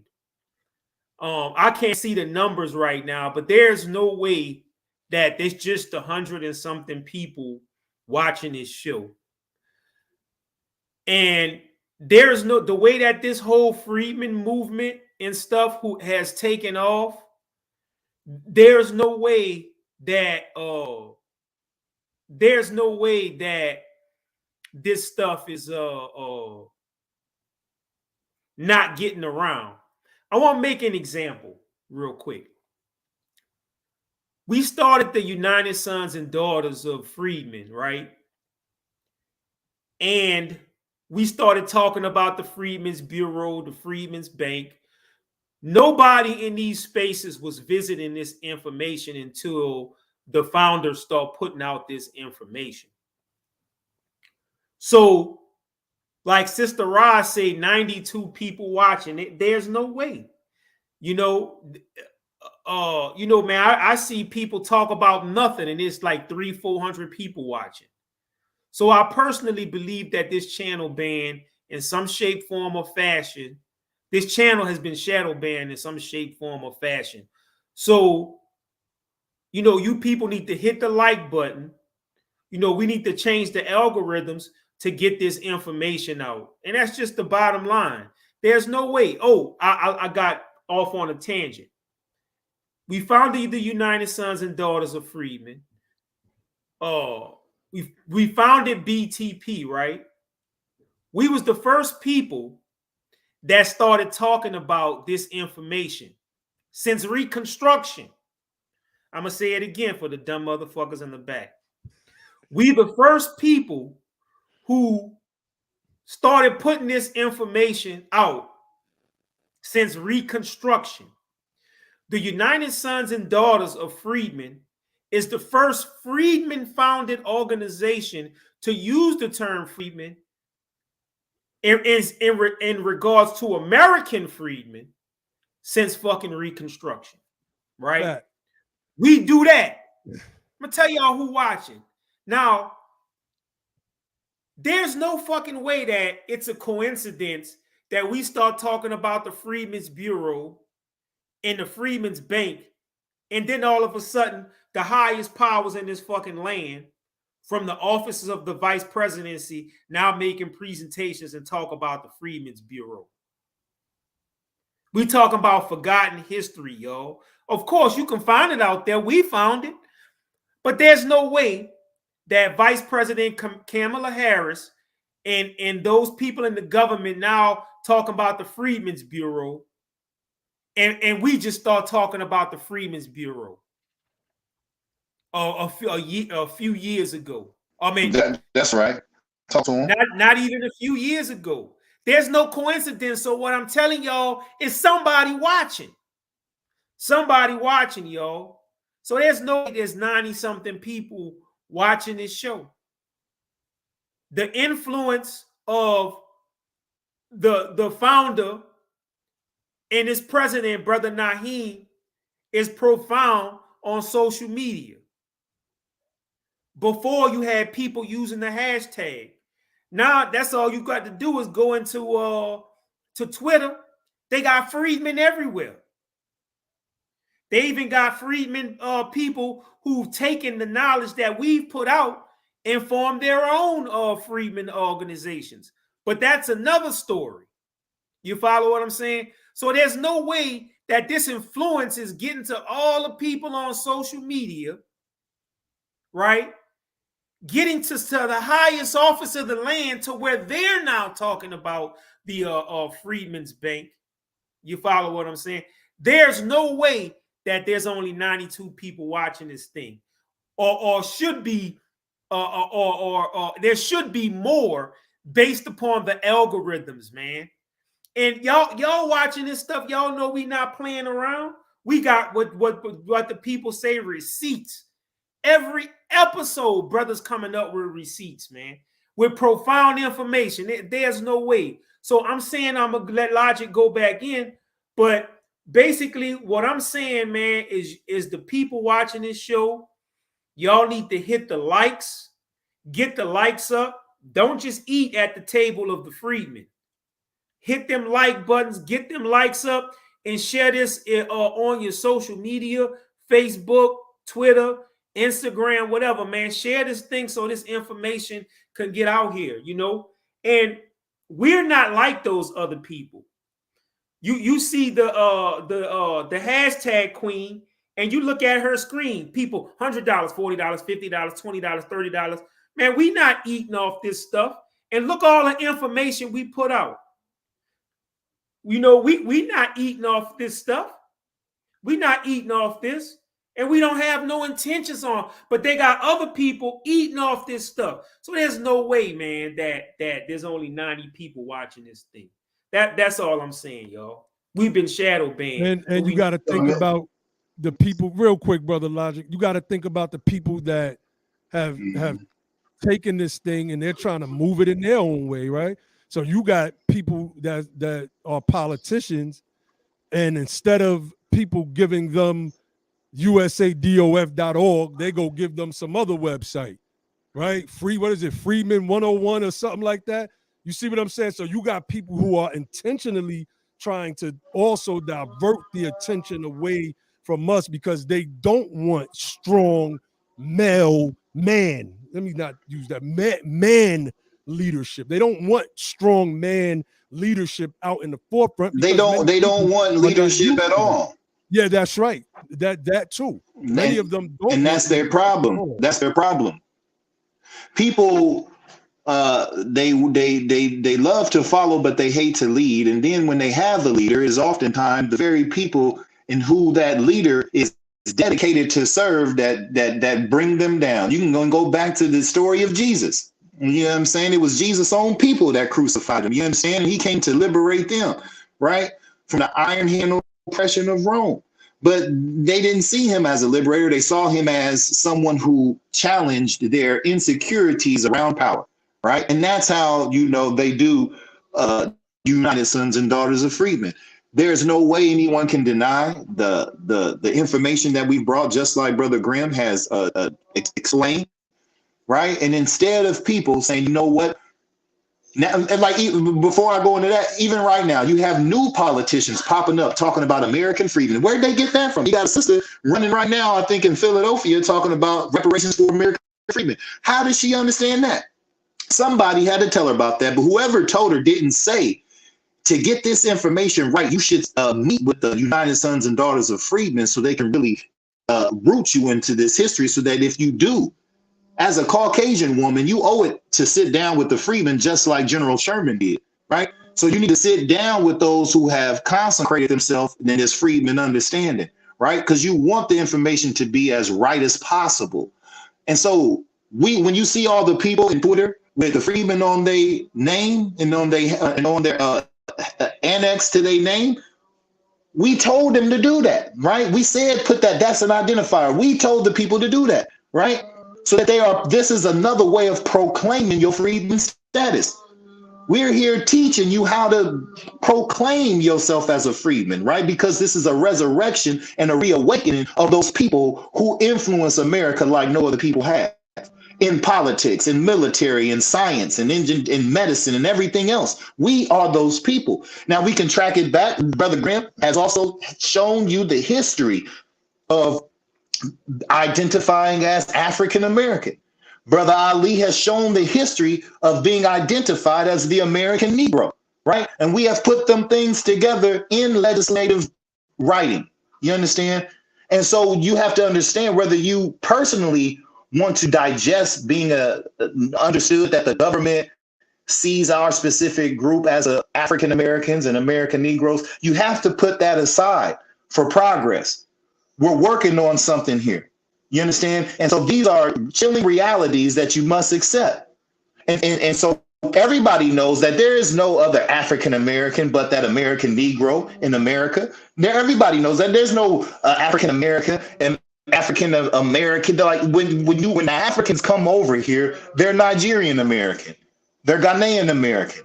They don't never put the continent with the country, right? They don't say I'm African. They don't do it. They put their nation with the nation. They say I'm coming from Nigeria or I'm coming from Libya. I'm Liberian American. I'm Moroccan American. I'm Nigerian American. None of them come over and say I'm African American. They don't do that, right? And so the other understanding is the African American terminology wasn't something that the government forced on us. Even in its newer and most recent proclamation or reclamation, right, during the 80s with Jesse Jackson, the black people of America determined to call themselves that, searching for a political category to create voting blocks to try to get Jesse Jackson in as president, right? Because people were still, some were identifying as black, some was identifying as Negro, some was identifying as colored still at that time. And so they said, we need to break up, because the census was coming out in 1980. And so they said, we need one term to capture all of us. They didn't use the political status as freedmen. They used an ethnic identifier in which they wanted to use, and that was African American, right? Which ties into some historical realities like the brothers have already explained. And so when we moving forward, you must understand this American freedmanism that is being spread through the country right now was brought to you by the United Sons and Daughters of Freedmen. And that was a selfless work that we did. We brought that to you free of charge. You understand? And so when we are teaching this freedman thing, it is only right. And this happened in a short time while people was telling us that freedman thing ain't gonna never catch on. That's never gonna catch on. It's antiquated. That's not nobody's gonna feel it. Now you got freedmen people all over the country. You understand? All over the country in just a short time. We have turned the country on its head with freedmen proclamations all over the place. We got people proclaiming to be freedmen in almost every state in the country where our people are at. We got organizations all over the country. You understand? So when you talk about doing the work, what work are you talking about? And so, like Grimm said, that message of that freedman calling has reached the highest office in the country. And then nobody ain't never been talking about no free. Understand that freedman, the U.S. Treasury Annex building was renamed to the Freedmen's Bank building in 2016. Nobody, that didn't get no press. Nobody cared about that. They didn't care about it until the metaverse and the information that the Freedmen produced started spreading throughout everywhere. They was like, oh, now people are paying attention to this. Let's make this something visible. Nobody was talking about that in 2016, 17, and 18, and 19. Nobody was doing none of that. They're talking about it now for a reason. And that's because we have resurrected that spirit of the ancestors, that American freedman spirit. That's a warrior spirit. That's a political spirit, right? And so when we talk about reparations for the freedmen, you must understand that those congressional commitments and those government promises were made to a specific group of Americans, and those are the American freedmen. The promises of civil rights through the 1866 Civil Rights Act was for the American freedmen. The protected class of the 14th Amendment through equal protection under the law was for the freedmen, but everything else that the 14th Amendment articulated, right? The 15th Amendment, right, was another, in a way, it was protecting the vote, right? Not really granting the vote, it was protecting the vote. It was protecting our people who lived in states who had a history of handicapping our group from accessing democracy. The federal government stepped in and said they're going to protect the franchise for the freedmen. That's another protective amendment, a Freedmen Amendment. You see? And so when you talk about being an American freedman, you talk about Reconstruction, you talk about the Freedmen Mutual Aid Societies, right? And the Freedmen Inquiry Commissions. And you talk about the Freedmen's Bureau and the Freedmen Savings and Trust Companies. And you talk about all of these freedmen education programs and civil service programs, right? You understand these commitments were made to the freedmen, but it was through a Reconstruction program, reuniting America to make it right. But what happened? This is why reparations is old. What happened? You had land grants being given. What happened? They assassinated the president and made assassination attempts on high members in office, right? You had the same people who fought against the Union to destroy the country being granted pardons by the accidental president, Andrew Johnson, who was a Democrat at the time, right? Appointing governors like Provisional Governor Benjamin F. Perry in South Carolina, what his first executive act was to reappoint all of the former rebels who fought in the Confederacy against the Union, right back into the General Assembly. That's what created the space in the system of public subjugation, which we call Black Codes and Jim Crow. Right? This is a criminal act. It is a crime against the freedmen. This is why reparations is old, because of the promise made after emancipation. You understand? And so when we talk about being the descendants of emancipated persons, right? The promises weren't made to the slaves. The crime was made on the slaves. The government promises was made to those who are emancipated from that diabolical institution. You understand? So when we talk about being the descendants of the emancipated persons, the freedmen is who we're talking about. The government recognized the freedmen. The government established, we got people talking about establishing an Office of Freedmen Affairs all over the country. We told y'all about the Office of Freedmen Affairs. We told you about the Congressional Committee chaired by Joseph Rainey of the Congressional Committee on Freedmen Affairs. You got that education by the United Sons and Daughters of Freedmen. And see, we don't have no issue. This is not arrogant thing. We understand the high caliber of the education that we provide. Nobody calls Harvard arrogant when they say they're the best school in the country. Nobody calls Howard arrogant when they say they have the best education, right? Nobody does that in these education institutions. Well, the United Sons and Daughters of Freedmen and Be the Power is an educational institution. A lot of our work is educational, right? And we have the best education out of anybody in regards to this specific history of our people right now. It cannot be denied, debated, or argued. And so instead, the reason why you value being able to go into the freedmen's roles and identifying your ancestors and say, "Oh, my ancestor was in the Freedmen's Bureau rolls," it's because we told you how valuable that was. We made you aware of its value because it was there all along. It was there all along. You understand? But we told you there's gold in your own family history. That's this right. freedmen gold we've been given to you for well over a year. Well, about 2 years now. We introduced the Freedmen Understanding in History when we introduced y'all to the bloody shirt. Do y'all remember that? A lot of y'all who have been following us for quite some time. We introduced y'all to the Freedmen history with the bloody shirt. And we started talking to y'all about Prince Rivers. Hold on, bro. We're not talking about the book club. We're talking about when we first start sharing out the information from the book 2 years ago. Yeah, go ahead, bro.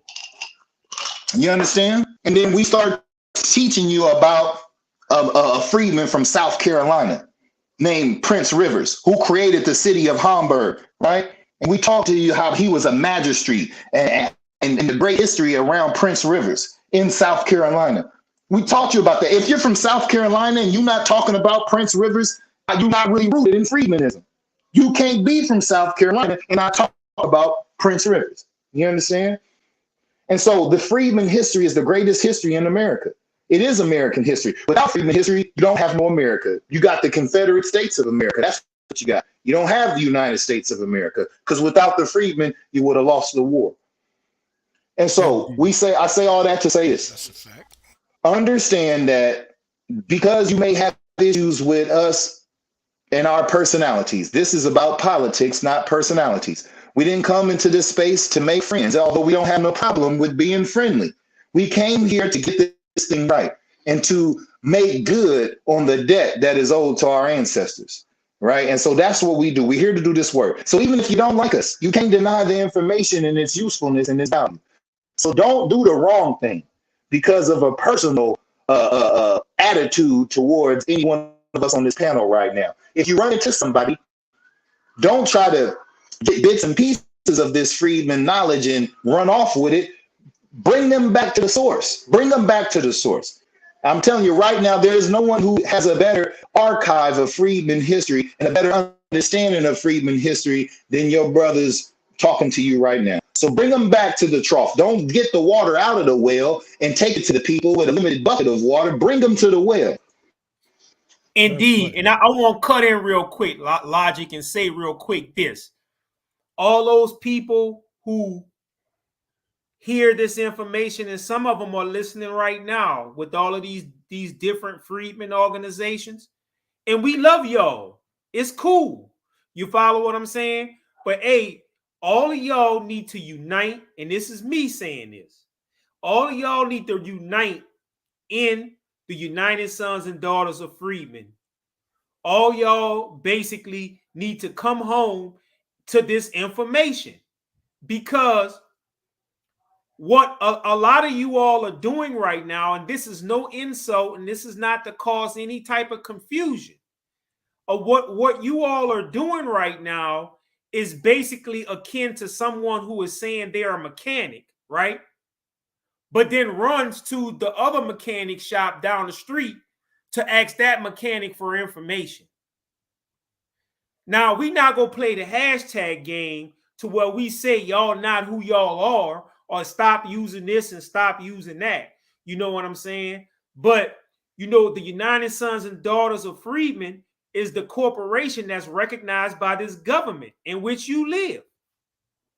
You follow what I'm saying? So we calling out with a loud voice to return to the United Sons and Daughters of Freedmen, because you know you can go back to the history of what transpired with a lot of our brothers and sisters in dealing with the hashtag and how they were burnt with the hashtag. At least those people gave the hashtag a try and then went out and did what they had to do. But when it comes to the BTP and the United Sons and Daughters of Freedmen, those people out there that's doing freedmen work right now didn't even give us a chance, because they may not like a lot of the things that they might not like Nyhiem's personality or Graham's personality or Logic's personality and the way we come off in dealing with things like in regards to manhood and being men. That might not resonate with a lot of people. But, you know, y'all, you know, a lot of these people come to the well, but haven't even given the institution a try. And we want y'all, and we need y'all to. You follow what I'm saying? And if you don't, you'll have to admit that many of you are doing these things for your own aggrandizement. You follow what I'm saying? Because there's a lot of things going on behind the scenes. And we have degrees, and y'all heard Brother Logic go in. You know, we have, you know, we talk about a lot of things, but a lot of things that we haven't even revealed yet about these whole Freedmen information in this Freedmen light. You know, we talked about, Ali basically broke down how that the Freedmen pensions for the Freedmen soldiers is still written in the law. And how you use the term, Ali, explain what they did with it. They omitted it. This was in Title 8, Chapter 4 of the United States Code Nationality section of the law. And they have a whole section in there on the freedmen, but what they did was they omitted it. So when you look that particular chapter up, it gives you the name of the chapter. You'll still see freedmen in all capital letters, but the different sections, I think it was 61 through 65, have been omitted from the actual public record. Now, that doesn't mean that it's not still law. And a law that's been omitted is still law. It's just they just don't have it on the books for you to find. You can still find it. Like I found the original documentation, and brother, this is it right here. So you see it says section 61 through 65 is omitted. But when you go to the Office of the Law Revision Council, which is the organization that's responsible for the codification of these United States statutes at large into the United States codes, they tell you even when a law is omitted from a section of the code, it still stands as law. It's just not codified. It's just not there listed as maybe like positive law inside of the codification, but it's still no longer considered active, law. basically. Right. All right, I want to do something. I want to go here. No, but see, hold on. Before you say that, before you say that, right? It's very important. And so the reason why it was omitted, right? And so because of the lack of its usage, right? And so that's why we are calling on people to proclaim their status as freedmen. It's omitted, but it's still being preserved for you and me, right? That's why we're saying proclaim your freedman status, so that they have to open the books back up, right? Be like, okay, the freedmen have awakened. We're waking up out of the watery grave one at a time and understanding our status as American freedmen. And so they kept it there. They preserved it. They omitted it, but it's still there. They just be like, there's no reason to keep it in the codified index because nobody's using it anymore. So now that we're using it, they're going to have to reopen it. You understand? That's why it's important to proclaim your freedman status. That has to be a proclamation through you saying it, through you writing it, and through you demonstrating that those freedman attributes and them freedman principles while you out here in this American life. You understand what I'm saying? And so you got to, I just wanted to put that in there about the omission, right? That's why it's omitted, because they're not going to keep it visible, right? Because people ain't looking for it no more. They have things where people searching and all of that, right? And so the more we get back active, the more things they're going to have to reopen. And they're going to reopen it up very soon. Y'all see. You just got Ali said he had to search hard for it. Ali had to go around his elbow to get to his thumb. He had to use his thumb to get that freedman shit right there, man. That's right. That's right. All right. So I want to do this, y'all. I want to run through something real quick. I want to get into the last leg of this discussion, because this is important, right? This camelbacks. This is what they've been waiting for. They've been waiting for this. They've been waiting for this on Twitter. Right, so you got to give it to them. They've been waiting for this one because I want to prove. You know, it's one thing to talk about this freedman status. We've brought up records after records. We just showed you Title 8 codified law. It's just inactive, like Brother Logic said, because we don't use it anymore. And that was a trick.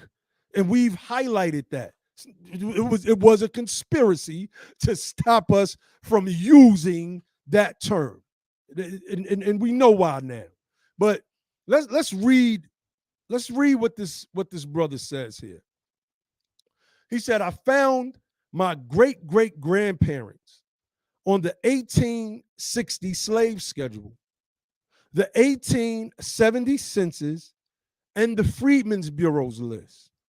I found this information within minutes. Notice what he said, within minutes.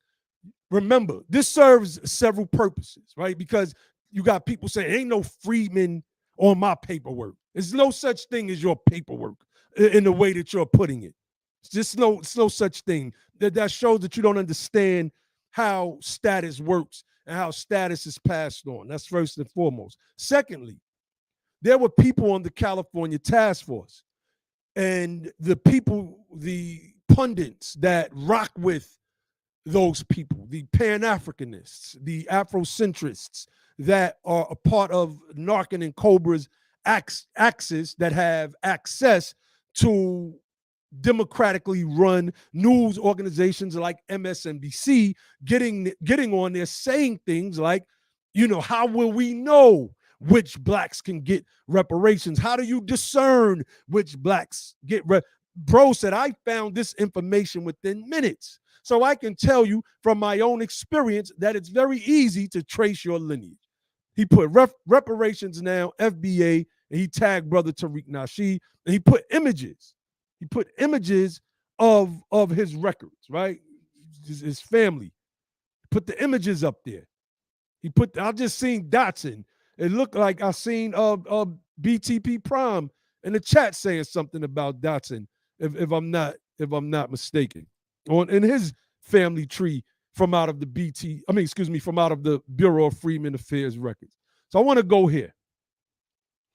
I want to do this. It's a bunch of stuff that I want to get to. I'm gonna speed through it. I want to speed through it, right? So they said we the spit tube people. This is their way of denying every piece of information, whether historical or biological. This is how they deny. So in 23andMe, you have to spit in the tube. Your saliva holds more than 70% of your genetic profile. You spit at a crime scene, well, they're going to trace it back to you if they have your, if they either have you in a database or you're a person of interest. They swab your mouth. They start to a cigarette butt was found at the crime scene. The glass that you were drinking from found at the crime. You see what I'm saying? So we could place you there. We have a saliva sample. We're going to swab your mouth. This is science. Me and Unc was talking about this on Sarnetta TV. I want to show y'all, share something with y'all from off of 23andMe. It's not junk science. It's real science. It's not science. junk science at all. It's actual science. Shout out to Sister Camila Moore in the building. Shout out to our family, our Freedmen family all across the country. Shout out to our Cali Freedmen fam putting in that work, especially Sister Camila Moore. That's a part of the reason why we wanted to do this live stream tonight, because like we said earlier, this sister is being attacked not only by Yvette Carnell's ADOS hashtag cult, but also by the Pretendians because of their own misunderstandings, right? I call it special ed Twitter, and that's just what it is to me. So this is you get these things that pop up, right? It says, this is your second cousin. We found DNA matches. So we see that we have this sister right here. Nice looking sister. I got some nice looking sisters on both sides of my family, right? So it says, we share second cousins, we share great grandparents, etc. So I was trying to hit everybody that popped up. I would send a message, peace, what's going on, cousin? Or if it was a sister, hey, cousin, you know what I'm saying? So the sister, she hit me back. And we started building. She said, hey, cousin, laugh out loud. I said, laugh out. She said, laugh out loud. What's up? You're definitely from my dad's side. Then she said, is Larry your dad? I said, wow, you really are my cousin. She said, yeah, I'm Jay's daughter, your Aunt Eva's son. Like, it's my cousin Jay. And then she's telling me how she met my sister when they was 10 years old at my grandmother's house, who she calls Aunt Dot, right? Because that's what the DNA tests does. If somebody in your family takes the DNA test, then you're going to have matches with those people. The same thing we see with paternity tests. That's why positive paternity tests will say something like 95 or 96 point something match, showing that this is your child or even your brother, sister, cousin, etc. Yeah, what you say, Ali? I said that's right. And we're going to talk about exonerations too, but and how DNA is used to exonerate many of our people. And let me just say this before you keep going. Mm-hmm. Our people make up the majority of the wrongful convictions and the majority of the exonerations in this country. And DNA science, not junk science, but DNA science is used to help exonerate these people out of these wrongful convictions. Go in, bro. Indeed. So I want to, where do I want to go with this? Let me see. Because I've done my family tree on here before. Am I going to do that? I'll kind of want to run through it again and show people. I'm going to do that real quick. I'm going to do that real quick. Just real quick. Because I want people to see how easy tracing DNA is. You don't have to listen to fake genealogists on Twitter Spaces. If you want it to be real, then you would become accredited and do people a favor by teaching them the real and really tracing their lineage. But people are so bent on what Fab said on his mixtape a few years ago: money ain't the root of all evil no more, attention is. So I want to start here, right? It's my mother, my father, right? So I'm going to start with my father's line, his mother, my grandmother. This is my grandmother right here. She's still living, 85 years old. I love my sweet old grandmother. Her father's name was Carol Wallace. And some men were named Carol back in the days. The mother's information I'm not too sure of. His mother and father's name was William Wallace and Beulah Watkins. So now I have my father, my grandfather, and my great-great-grandfather, right? So I have Wallace's and Watkins, right? My great-grandfather, great-grandparents, all the way to South Carolina. My father just relayed to me as well that his side of the family on through his mother is also Gullers, Geechees from South Carolina. I was like, wow. I think he relayed this to me last year. I didn't know that. I was so connected to my mother's side. My father, he was locked up for some years. He did 3 years for a crime that he didn't commit. Then he did 8.5 years for something else. I ain't gonna get into that. I ain't gonna get into that. So I want to go into my mother's side real quick, right? I don't mind, because that's one of the things that they say. They say, well, I don't. Oh wait, hold on. I don't want to put my family. I don't want to put my family tree out on the family business out there. Yada yada yada. So this is my mother's mother, my grandmother Bessie. May Allah eternally bless her soul. This is my mother's father, Lucius Hampton. I don't have too much information on him. She doesn't have too much information on him. So I'm going to try to figure that portion of my lineage out, right? So this is my mother's father and mother, her grandparents, my great-grandparents, Pearlie Way and Ida Way. Ida Glenn was her maiden name. So I don't know why it shows her as still living. She passed over 10 years ago. She lived a long time. I'll pull up a picture of her in a few minutes, right? So this is my great-grandparents. Here are my great-great-grandparents, Washway and Crescia Way. These are my great-great-grandparents. Washway's father name was Aaron Way. I'm gonna pull up some information. I'm gonna show y'all that what we're doing here is 100% right and exact. So let me stop sharing this. Let me go here. Like we show and prove over here, and everybody that's on Be the Power has done their lineage, but I'm just sharing mine, and my bros can share the images of their brother Logic has shown his ancestors straight off the Purdue plantation. I mean, we've done that, but we got some fresh Pretendian ears and eyes listening in, and we're hoping that they'll come out of this stuff, especially if you can't prove it. So this is my great-grandfather's, Pearlie Ways' certificate of the draft certificate. This is his draft certificate, family, and you can see Ridgeville, Dorchester, South Carolina. My peoples were Gullah Geechees. I have relatives that are still living that still speak that Gullah Geechee language. They still speak that language. So let's see. I hope I go to the right image. Nope. All right. So this is my great-great-grandmother. No, excuse me, my great-grandmother, Ida Way. That's who you seen in the family tree. Ida Way. She was married to Pearlie Way. You see her name right there. Name of person who will always know your address. Miss Ida Way. They were married, relationship to person, wife. Some family members claim that she may have been over 100 years old. I don't know. The birth records are a little bit off, but I don't think that she was 100 years old based on what I was looking at. Now, this is the death certificate of, hold on. Let me do something else here. We just want to show and prove, family.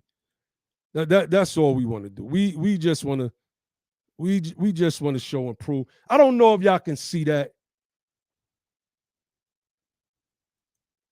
I had it blown up. It's a little hard. Something interesting while I'm watching you go through this, right? A lot of this, it makes me think of some of the misconceptions around lineage, right? a lot of people that I've had conversations with from the past couple of days, they talk about lineage, and they confuse American freedmen as a lineage, they confuse American Negro as a lineage, they confuse African American as a lineage. But notice, as you're doing your lineage tracing, you're going through your family last names, right? Mm-hmm. None of which are Negro, freedmen, African right. American. You understand? Just like my lineage is not American freedman or American Negro, right? Those are different kind of identifiers. If I were to pull my tree up, you would see on my paternal side, my father's side, I have his father's last name is Williams, which I use to track lineage through, and his mother's last name, Hemphill, which I use to track lineage through. And on my mother's side, I have her father, my grandfather, his last name is Simmons, which I use to track lineage through, his relatives, right? His parents and whatnot. And my grandmother, my mother's mother, Davis, right? And so when I get different last names when I go to their parents, right? And when because one parent's gonna have a different maiden name, and so that's where you get the other last names when you're searching your lineage. You're connecting all your family members through. That's lineage, family. So when you talk about a lineage-based anything, that's based on your personal relationship with That's your right. antecedents. That's right.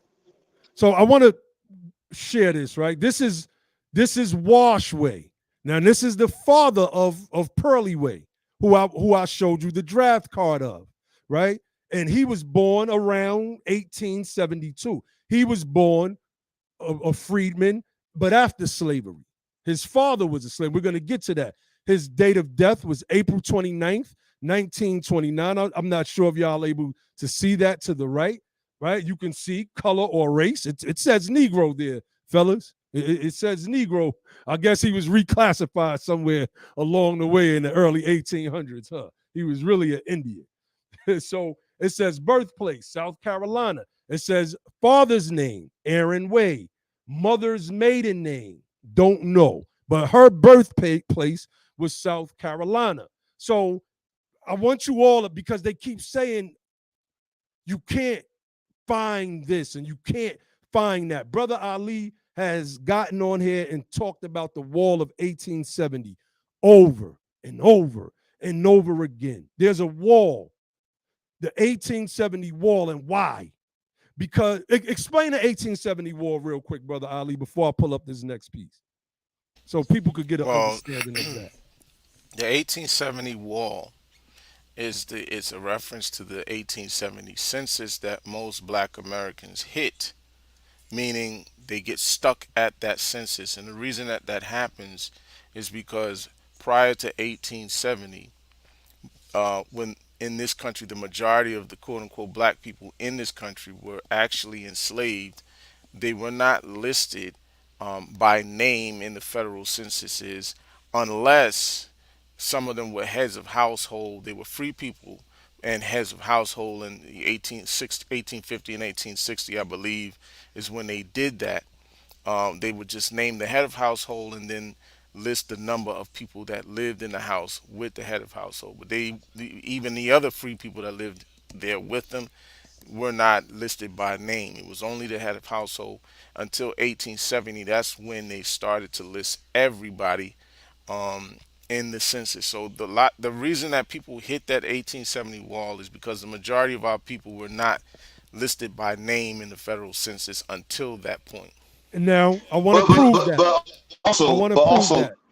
Go but ahead, bro. in addition to that, there's a mathematical gap, and I know a lot of people bring in the missing math of slavery and the population because they use things like the census to enumerate our population here. But you got to understand our people were being counted as property prior to 1865. And so even though you're still going to hit a wall in identifying last names and names in and of itself, you will still be able to get an account for the amount of slaves in the country. Do if you look at property indexes of individual reports on people's like tax reports, people's property reports when they're like, they'll tell you that they have, certain amount of barrels of cotton, so many chickens, so many horses, so many tools, so many gunpowder, rice. They're enumerating all of the things, just like you do your tax report every year. That's what the whole 3/5 was about as well. When you talk about taxation, so they enumerated our ancestors for taxation purposes, but it was classified under property, so you wouldn't get that on a human census. That's right. Calculation. That's right. And I want to prove that to the family real quick. So when doing my family tree years ago, this woman hit me up on ancestry.com. She said, hey, my husband is in your family line, and your ancestor, James Washway, they only have him listed as Washway on these official documents. I don't see him like this document here, the death certificate that I had up. They have him listed as Washway, but they also have him listed as James Washway. She was the first one to let me know that his father's name was Aaron. And I just showed you in the death certificate. My great-great-grandfather died in, my great-grandfather died in 1929. It's my second great-grandfather. This can get confusing sometimes, right? 1929. And it's listed Aaron Way. So I got confirmation. From other family members. The wife of a husband who was in my family line, right? So now I could confirm that via the death certificate.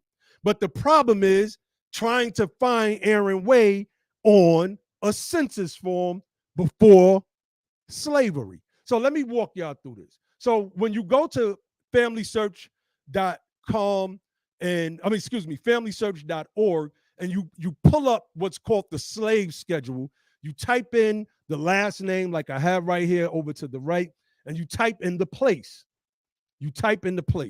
And so for the last name, we see onto the left. I hope y'all all can see this. See if I can blow it up a little bit more. I don't want to distort it. All right, I think that's good. Maybe y'all try. Yeah, I think that might be good. Okay, so you see all of these ways: M way, J no way, TR way, JH way, MP way, James way, W way, JA way, AD way, Jesse J way, Cinty W way, Aaron way, Richard way, Martha way. Now, of course, I clicked on the Aaron way. You see that it's highlighted. But these are the slave masters. So when you click on Aaron Way, for instance, I gotta sign in. When you click on Aaron Way, for instance, you'll see, right? Like this is what researchers do. So Aaron Way, so we see relationship to owner. These are the slave records, and it says owner. So I know that this is not my ancestor, Aaron Way, that this is a slave owner in South Carolina. Probably not even the one that owned my ancestor, right? Probably not. So what you do is it shows all of the people that are on this record. Male, 55. Notice unknown female, 32. Their names, as Brother Ali was just saying, and Brother Logic was just explaining, wasn't listed. The record is right here. This is the record right here, the actual copy of the record. These people kept meticulous records of what would be considered property. They kept meticulous records. These are the slave holders, and you see that Aaron Way right there, right? As a slave master, age 66 years of age. You see that at the bottom here, this part is hard for everyone to see. I wish there was a way to make this, to blow this bottom part up, but you can see these are the people that he owned: female, male, female, yada yada. As I was just showing on the past screen, this is familysearch.org. That means that my my third great grandfather was a slave, Aaron Way. He was a slave, but he's not listed on the United States Census because they weren't listing many of Right. our ancestors on the. So that means I have to go to where? The Freedmen's Bureau, right? So let's go pull up the Freedmen's Bureau, and I'm off after this. Ancestry.com has a free Freedmen's Bureau tool. So what I did was I went into my family history in the same area, Ridgeville and Dorchester, South Carolina. Now we get to find my family member right there on the, you see it right there, U.S. Freedmen's Bureau records, 1865 through 1878 for Aaron Wade, a slave, well, excuse me, a former slave who now has the status of freedman. And what this is listing, or what this is showing, I should say, it says terms of contract, right? This is an older form of script that's very difficult to read. I pulled this up last year when I think it was last year when I first found it, or the beginning of the year. Way something. I really cannot read what this old form of cursive is. There are professionals that get paid to read this stuff, though, right? So let me see. It says remarks. So we go back to Aaron Wade. I'll go to the remarks. It looked like it said to work in fields as house servant for victuals.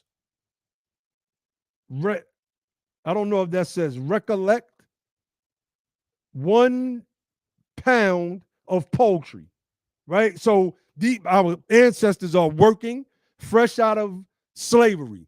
And these are some of what they're receiving.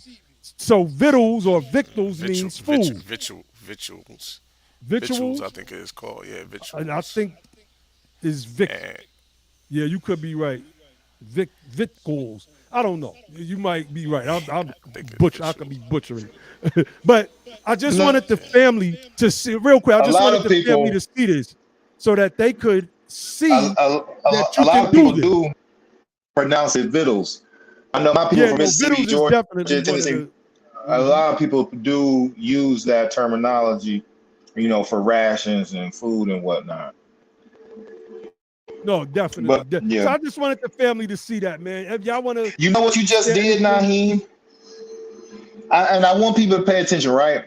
What you just did, you gave an impromptu class on lineage tracing. I don't know if people got that right now. That was just this brother don't have no credentials. He didn't have to go to school. He just was hell bent on figuring out who his people are. You understand what I'm saying? I didn't sleep at a Holiday Inn last night and get on a Twitter space and just become a genealogist either. That's right. So this can be done. Hey, real quick to the audience, and I'm glad that brother Nyhiem basically did what he did, man. And is he doing? I'm looking up I'm looking at the stuff that I put together, but I want to say this to the audience, man. Thank you, brother Nyhiem, for that, bro. That was powerful, man. Honest brothers, honest family. Think about this, man. This is how sick those Pretendians are, man. Those Pretendians are so sick that they deny, right? Oh, see how Nyhiem was breaking down the genetic connections and everything? Those people are so sick to try to put their point that they are here first, or that they are Aboriginal, that they are willing to deny a whole body of science that connects humanity to its relevant parts and points. Think about that. So they want to go steal our brother Choctaw and Chickasaw brothers and sisters history and pictures, but they don't want to use genetics, right? But genetics is okay when your ass sitting in jail and somebody want to prove that you did something. Then genetics is okay. Genetics. Hey, yo, come on now, Graham. Come on now. Now DNA is important. Come on now. When your punk ass sitting in child support court, you are sitting there hoping and praying that the DNA of the child doesn't match yours. But all of a sudden, genetic information is a hoax. You follow what I'm saying? Genetics is a hoax improving you are, who you are. And you could basically make like what Nyhiem was saying, a cigarette butt, and prove that somebody was at the scene of a crime. But genetics, it's BS science. It's junk science. These people are sick, man. And one of the things that I was doing, right, when I was I'm fortunate enough to get past the 1870 wall that Brother Ali was basically talking about. And and I basically looked this individual up. I'm not gonna go into detail like Brother Nyhiem did, not because I'm trying to prove the Pretendians don't want to show their stuff, but just for the sake of time, I want to do a screen share, bro, real quick, and just to show everybody basically how far back that I got. I'm a descendant of the Aguilar family.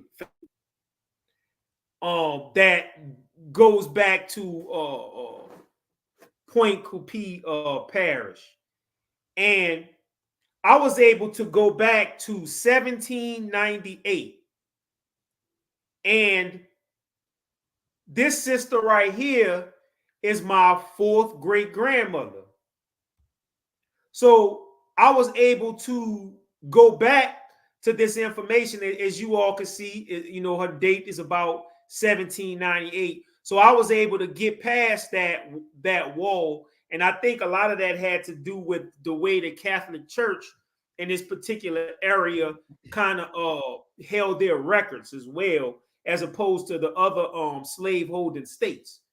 So, with that being said, it's no pretendianism about this thing.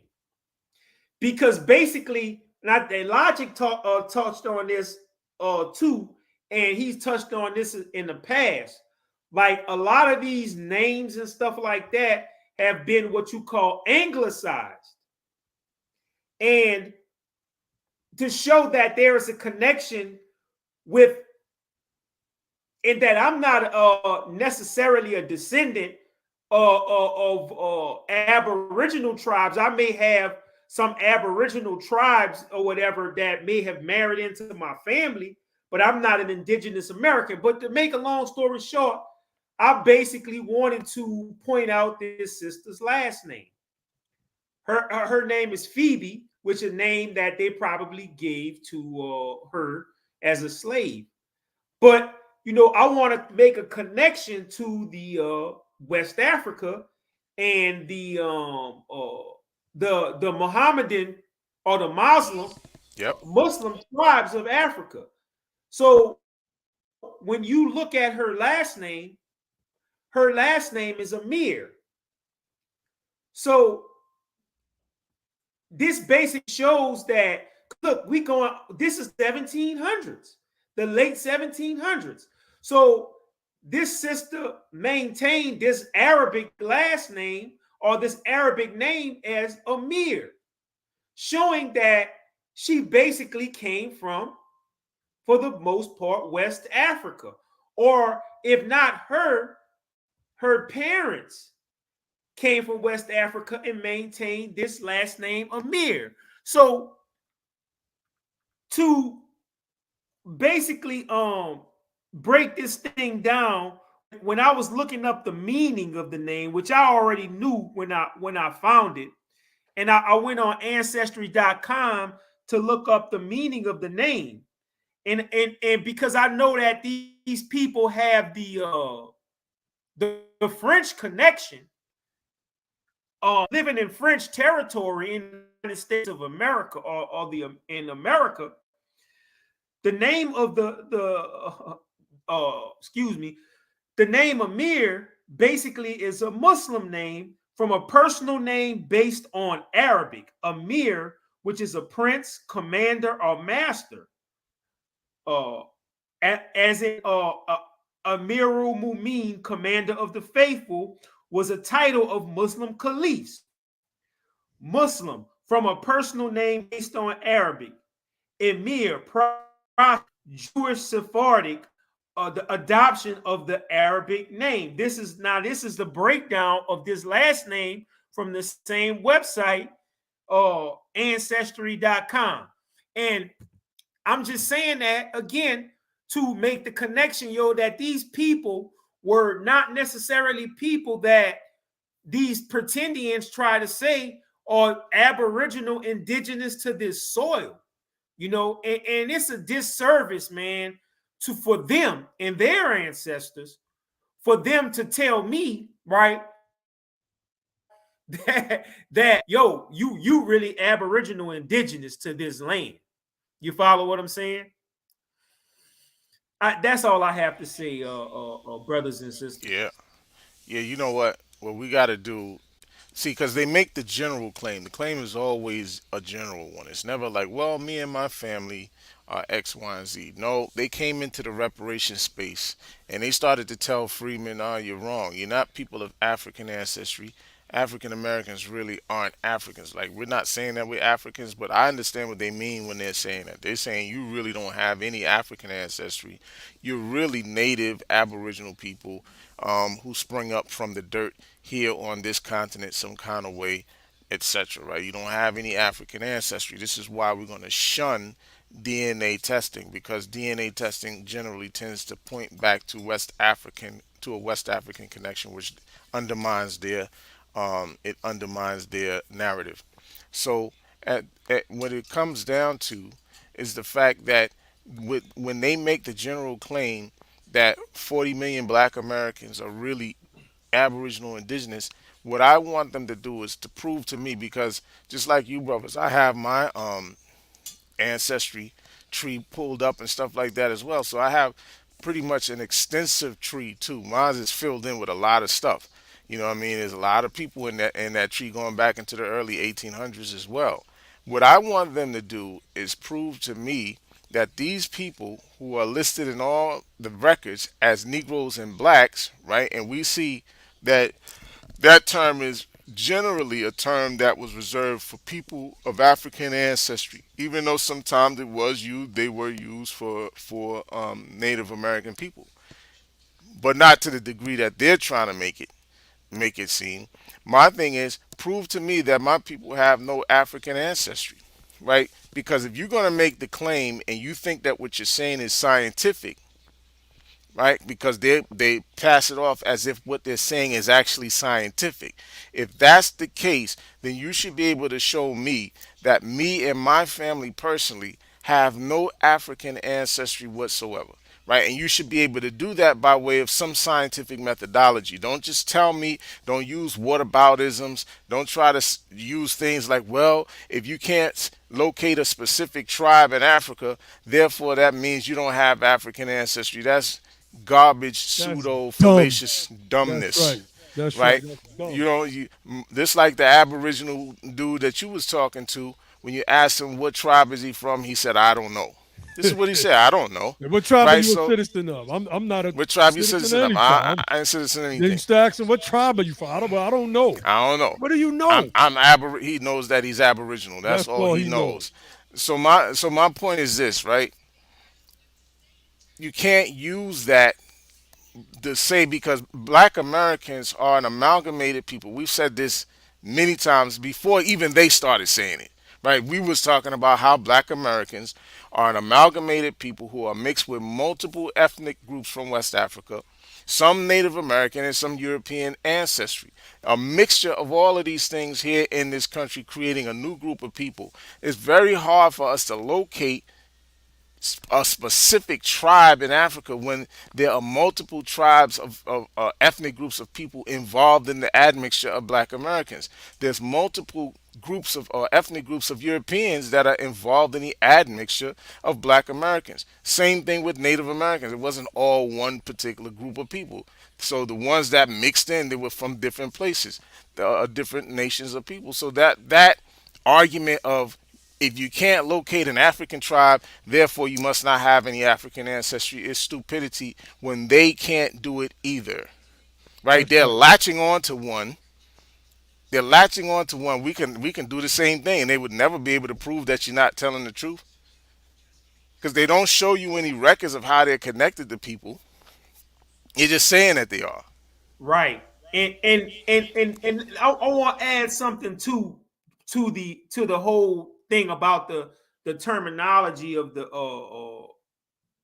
the use of the terminology African American. I want to read something real quick. Yo, Graham, can I say something before you do that? Yes, sir. Yes, sir. Let me just say this, right? I know a lot of people get really bent out of shape when we talk about these pretendian motherfuckers, right? Just understand, right? If that's not you, don't get offended. Simple as that. If these aren't the position, everything that we've highlighted today about people pretending to be Indians is a real thing. There are people out here doing that. If that's not you, we're not talking to you. So don't get offended. We're not talking to you. We're talking to the people who are doing the things that we have caught them doing, have records of them doing, receipts of them doing, right? But if that's not you, don't worry yourself with getting offended. We're not talking about you. So don't be getting offended about some shit that ain't for you. This is for them people that's doing that. All right, Greg, go ahead. Indeed, brother, man. And this particular source is called Increasing Multicultural Understanding by Sage Publications. This is page 106. And it's basically talking about one of the usages of the term African American. The book is by Don C. Locke and Darrell F. Bailey. And this is one of the things they say about the word or the term African American. They say African American refers to the descendants of enslaved Black people who are from the United States. The reason we use an entire continent, i.e. Africa, instead of a country, example being Irish American, is because slave masters, and y'all need to listen to it, man, you know, this is for the dumb motherfuckers in the back. Is because the slave masters purposefully obliterated tribal ancestry, language, and family units in order to destroy the spirit of the people they enslaved, thereby making it impossible for their descendants to trace their history prior to being born in slavery. You follow what I'm saying? So when these dumbass people start talking about, no, bro. Read that shit again. Read that shit again, bro. Damn, man, that was powerful. Say it again for the dumbasses. Motherfuckers in the back. So it says African American refers to the descendants of enslaved Black people who are from the United States. The reason we use an entire continent, i.e. Africa, instead of a country, for example, Irish American, is because the slave masters purposefully obliterated tribal ancestry, language, and family units in order to destroy the spirit of the people they enslaved, thereby making it impossible for their descendants to trace their history prior to being born in slavery. And there's another one by Martin Carroll. I'm going to read this one real quick. Most, but not all, Americans of African descent are grouped racially as Black. However, the term African American refers to an ethnic group, most often to people whose ancestors experienced slavery in the United States. And her source was Soberon in 1996. Thus, not all blacks in the United States are African American. For example, some are Haitian and others are from the Caribbean. So, with that, Nyhiem, bro, I want to say too, Powerful. We talked about the Pretendians attack. That's on right. the term, but we got to realize too that they have some cult members. You follow what I'm saying? From the you want me to pull it up? Cult that's trying to go at Sister Camilla for the usage of the term. You want to talk about that, brother? Let's get into that. Let's get into that. So Yeah, pull that shit up, because we got to talk about the ADOS people. Because one, before you go into this piece, I want to introduce that with this.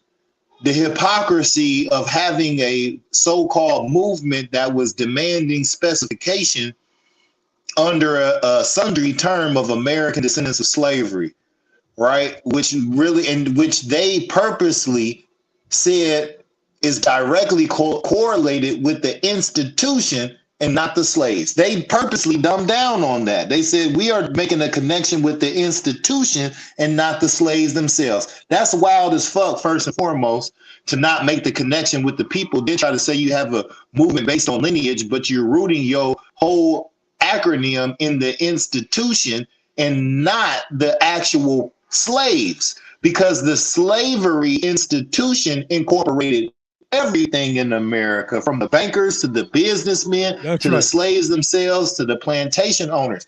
And so that's problematic in and of itself. And when we brought in this freedmen specific language, that was to refine the argument, but the hypocrites of specificity provided pushback.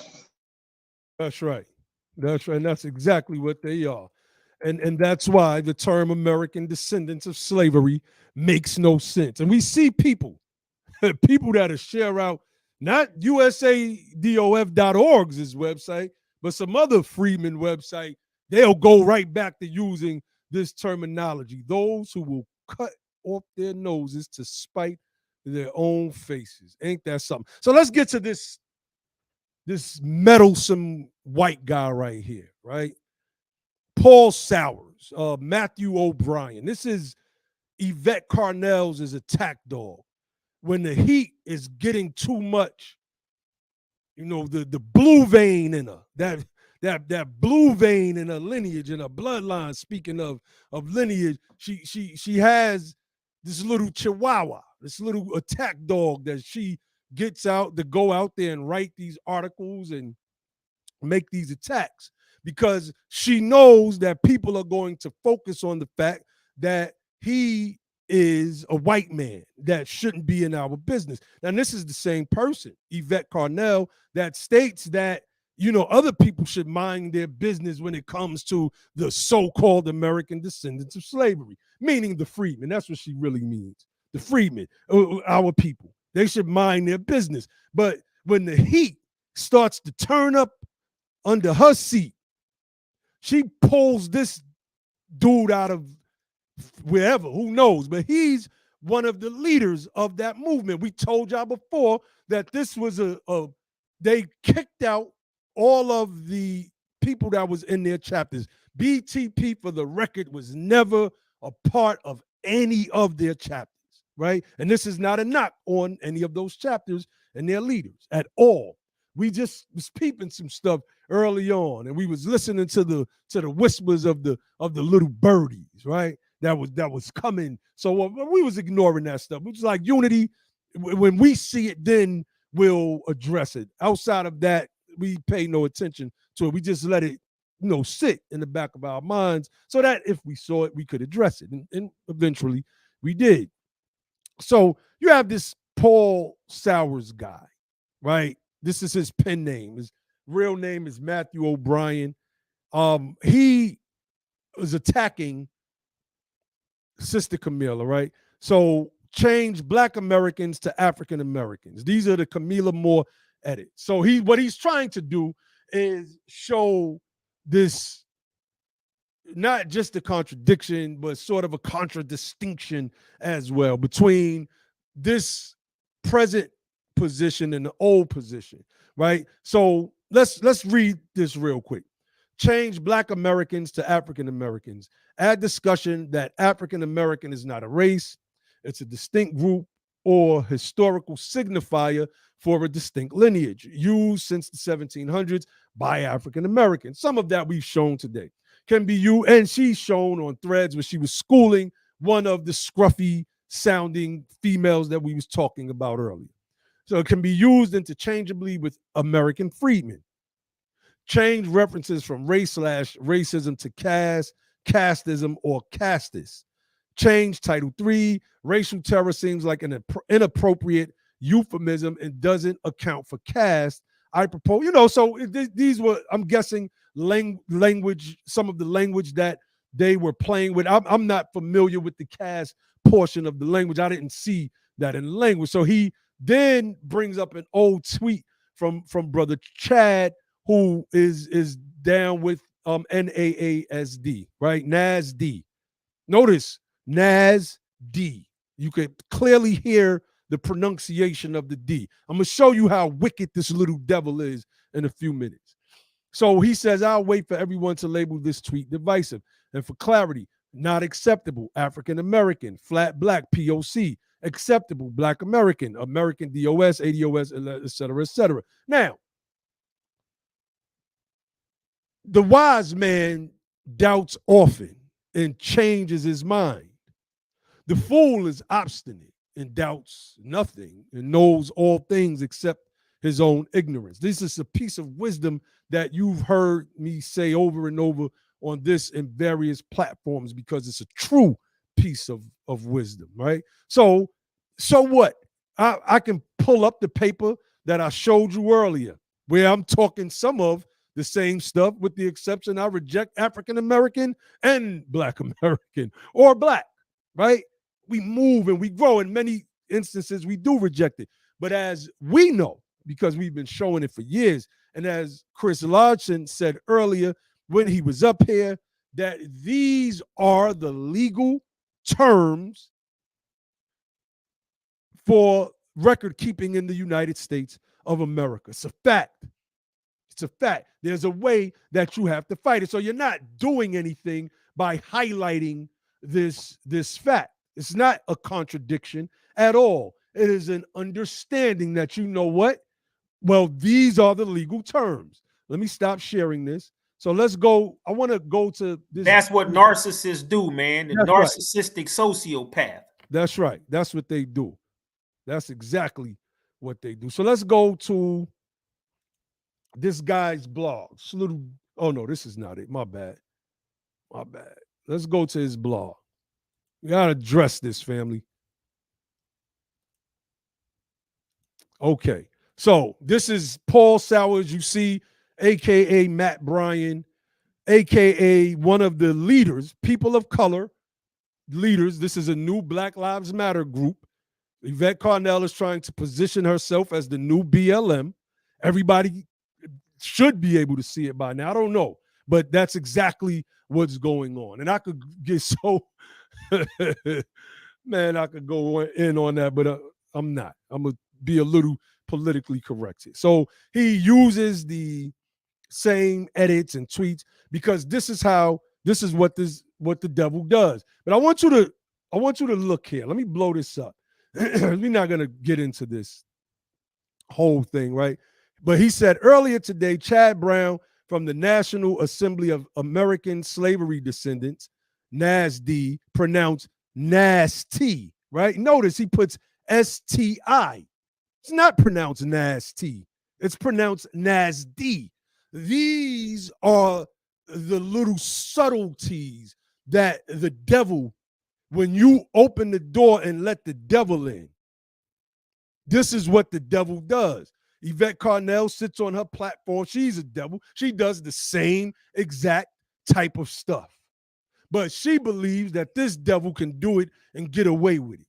But see, this time, the family stepped up. Everybody came and went and shouted this devil back into the little hole that he crawled out from under. So let me see. And that's the thing, man. If we unify, we can survive the wiles and the burns of the devil, man. That's right. That's right. So let me see. I want to read this last part. Because he's talking about in some whatever promise AB 64 may contain, it remains part of a compromised piece of a larger legislation that is essentially concerned with providing symbolic representation in positions of civic leadership rather than the actual material uplift. Uplift. This is what you call verbose, right? When you're just trying to say a bunch of words to fill up your document or whatever and make yourself sound more important in what's the word I'm looking for. I can't think of it at the moment. Anyway, it's just nothing but verbose here. So he's trying to put some type of Irish voodoo on what these freedmen are doing in the bill, but the freedmen have we have stepped up and stepped in with our family, and we've been building with our family, and we brought that High John the Conqueror root energy, and we have exercised the demons that is Paul Sowers and Yvette Carnell and Antonio Moore and their hashtag Twitter cult following. We have exercised those demons right up out of the scenario, and it's going to be shown and proved real soon. So the last part, he says this, right? Let's go. And without that established mandate to precisely identify those particular residents of the state, the question is then simply what becomes of AB 3121? Does it become a report laden with the phrase African American? See, he's trying to use the language, the old language of AB 1604, 1604 with AB 3121. In the hopes that it fails, right? I wouldn't be surprised if Yvette did some type of Zoom conference, and during the Zoom conference, she spoke ill and tried to make connections where they weren't, right? Let me see what else he says. Does it not even get that far? It just remains a report. Well, I need to read it. All right, he said, there are questions to which I certainly don't have answers. No, you don't have answers because you are not involved at any level. No level at all, Matthew, Paul, whatever your name is, you're not involved. Yvette Carnell, Antonio Moore, none of you people from the hashtag cult are involved. So you have no answers. You have no say-so. This is talking about lineage based on the harms, right? The harms that were done to the freedmen, the harms that were done to our families, which is our specific lineage. But there's reason to suspect, he says, the outcome might be grim. Oh, why do you see a grim outcome? Because you don't know what's going on and you're trying to project. But like we said, we got that High John the Conqueror root. More narcissistic babble, man. That's right. We ain't gotta go through all that. No, don't go through them. Okay, I was just trying to show the people how the devil speaks. You know, how he's trying to basically throw a spell of failure into the mix, but that ship has basically already sailed. And when it's all said and done, yeah, when it's all said and done, No, I was saying it's all narcissism. That's right. Yeah. So y'all want to touch on that before we get off of here? Yeah, man. I like to jump in, man, real quick and talk about it, man. The whole thing about it, like, here's the thing, man, and we got to come to that sister's defense, and I'm glad the family basically like represented in that term, because when you examine the whole history of this thing, like whenever she gets to a point where she really believes that something is gotten out of hand, here come ghostwriter, to write articles, slandering somebody. He don't know this woman. You know what I'm saying? He don't know this lady. And if he had philosophical problems with some of the things, he could have talked to her. He could have shot her an email or hit one of her representatives up and say, well, here's what I think. You follow what I'm saying?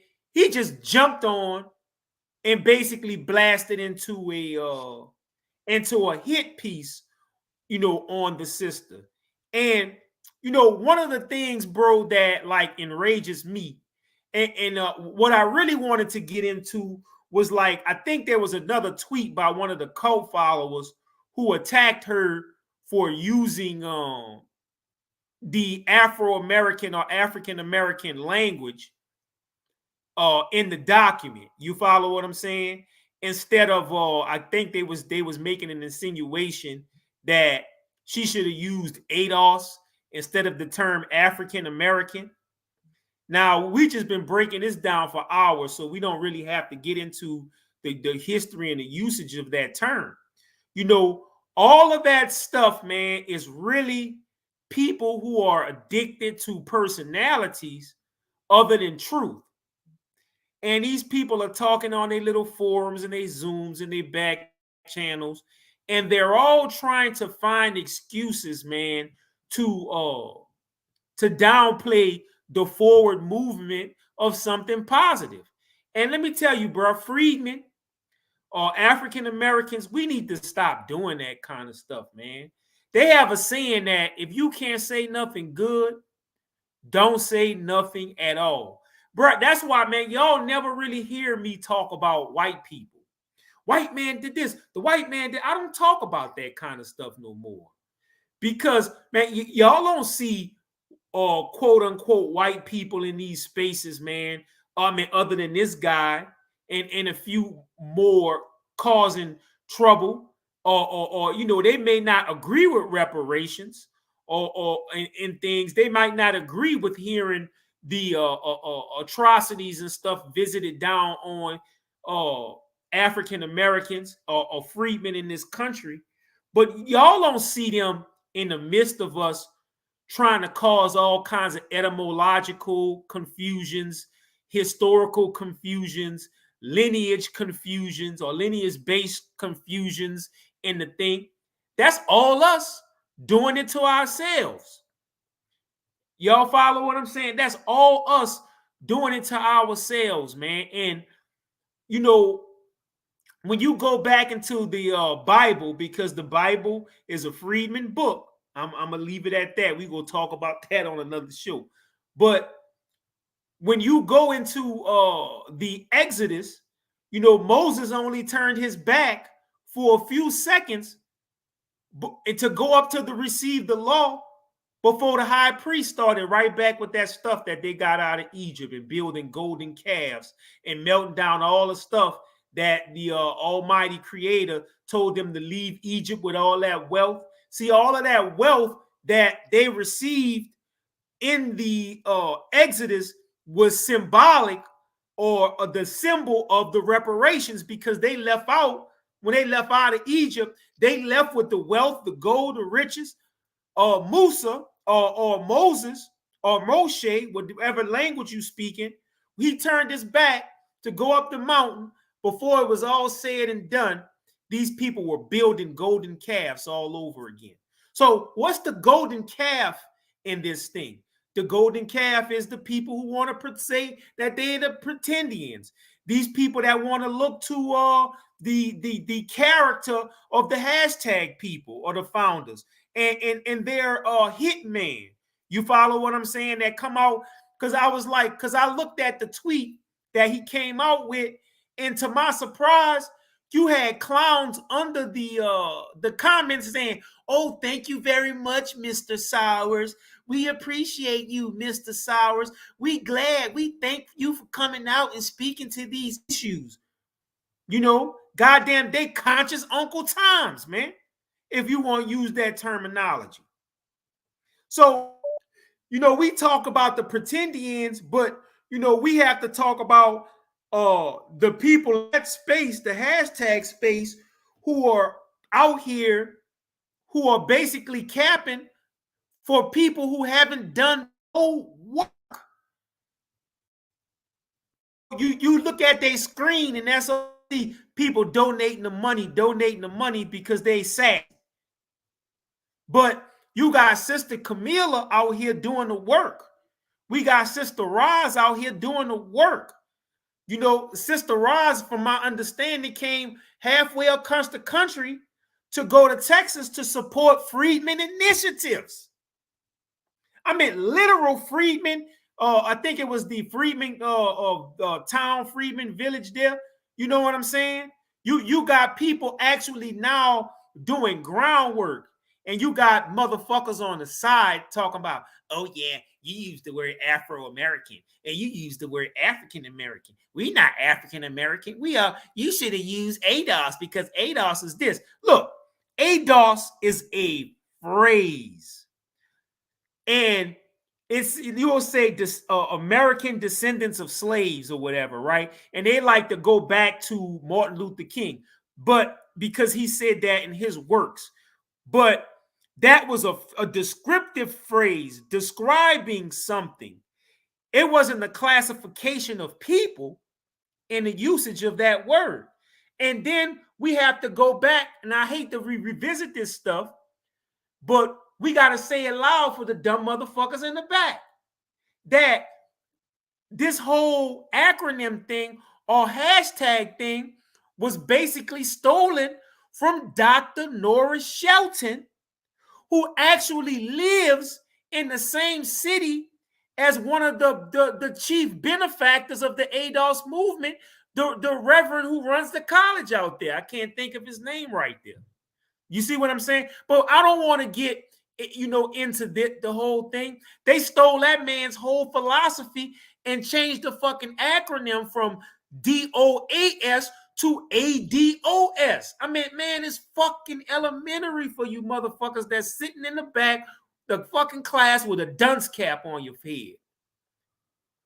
So, like what Chris was saying earlier, I'm not gonna go in too long. Like what Chris was saying earlier, all of these terminologies are interchangeable, and y'all are making ghost arguments to discredit somebody that's doing something good, man. So at the end of the day, like if I don't agree with somebody else's forward motion because I don't think that that's the path to go, I'm gonna just shut my ass up and get on the couch.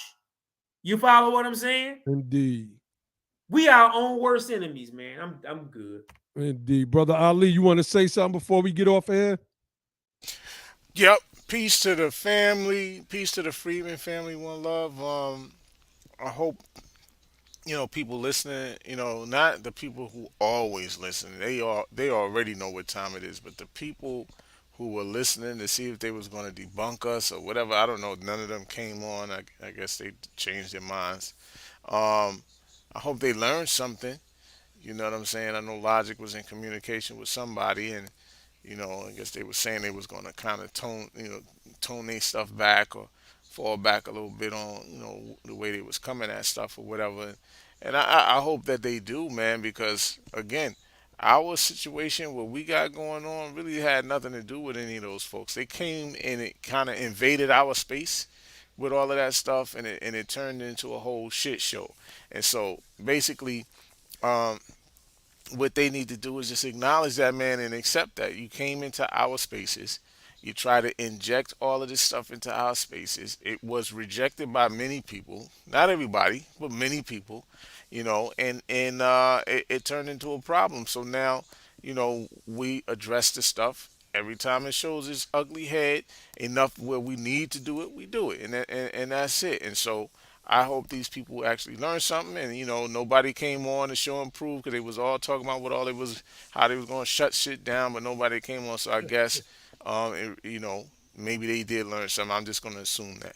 We're hoping. We hope. So, fam, thank you all for being a part of tonight's lesson again. I wanted to address this because I didn't like the attacks on Sister Camila.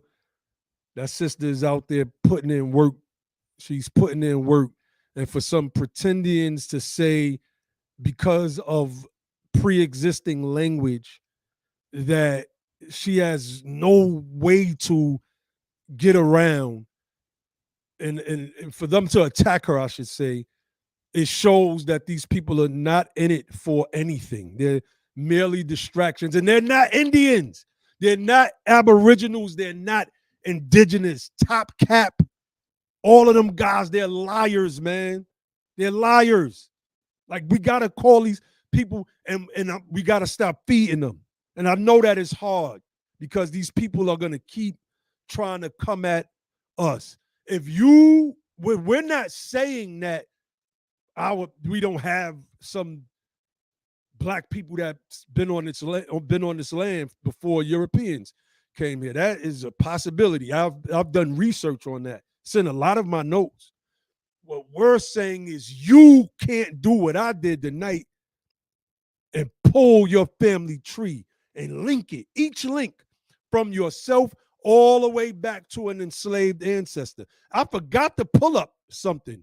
I forgot to pull up the records, the laws from Jamestown, Virginia, showing you the commentary from the 1600s that says the first time we see Negroes and Indians distinguished in the records. I forgot all about that. But I'll screenshot that and I'll put that up on Twitter for those of you who are watching. Forgot all about that, man. Matter of fact, before we get off here, let me just put that link in the chat. I'm not going to read it. I'm going to just put the link in the chat so people can see it for themselves. Starting in 1629, and you're going to see where Negroes and Indians are being used separately. It's no reclassification. That Indians who accepted Christianity were rewarded over Negroes. Why? Well, because Negroes were Negroes after a while in the colonies. It's just as simple as that. So I just put that link in the chat. That's right, Mookie J. Paul Sowers is an agent. I don't use that term a lot, but he's definitely an agent. I'll use it now. Peace to the midwife, peace to the midwife, everybody that came through the night. Peace to everybody that contributed. Peace to everybody who contributes through Cash App. Peace to everybody that's in the Patreon. I tried to put the video up real quick of Darity, Kramer, and Warren Mosler. It was a conversation we had months ago, right? And we decided not to put it out. We just decided to let, this wave of nonsense die out. And that's what's going to happen to this Pretendian stuff, y'all. It's going to die out. So we might put that video up on the YouTube channel. We were just going to put it on the Patreon. Patreon said the file was too large for us to upload it, which was crazy to me. I thought you could upload anything on Patreon, but it is what it is. And Thomas Kramer makes a stunning admission during that conversation. But I'll wait. I'll leave that for now. We'll make them wait. So I'll leave you all with the motto of the platform, which is don't just fight the power, become the power. And then and only then will you have the power to make a change. With that, I say peace.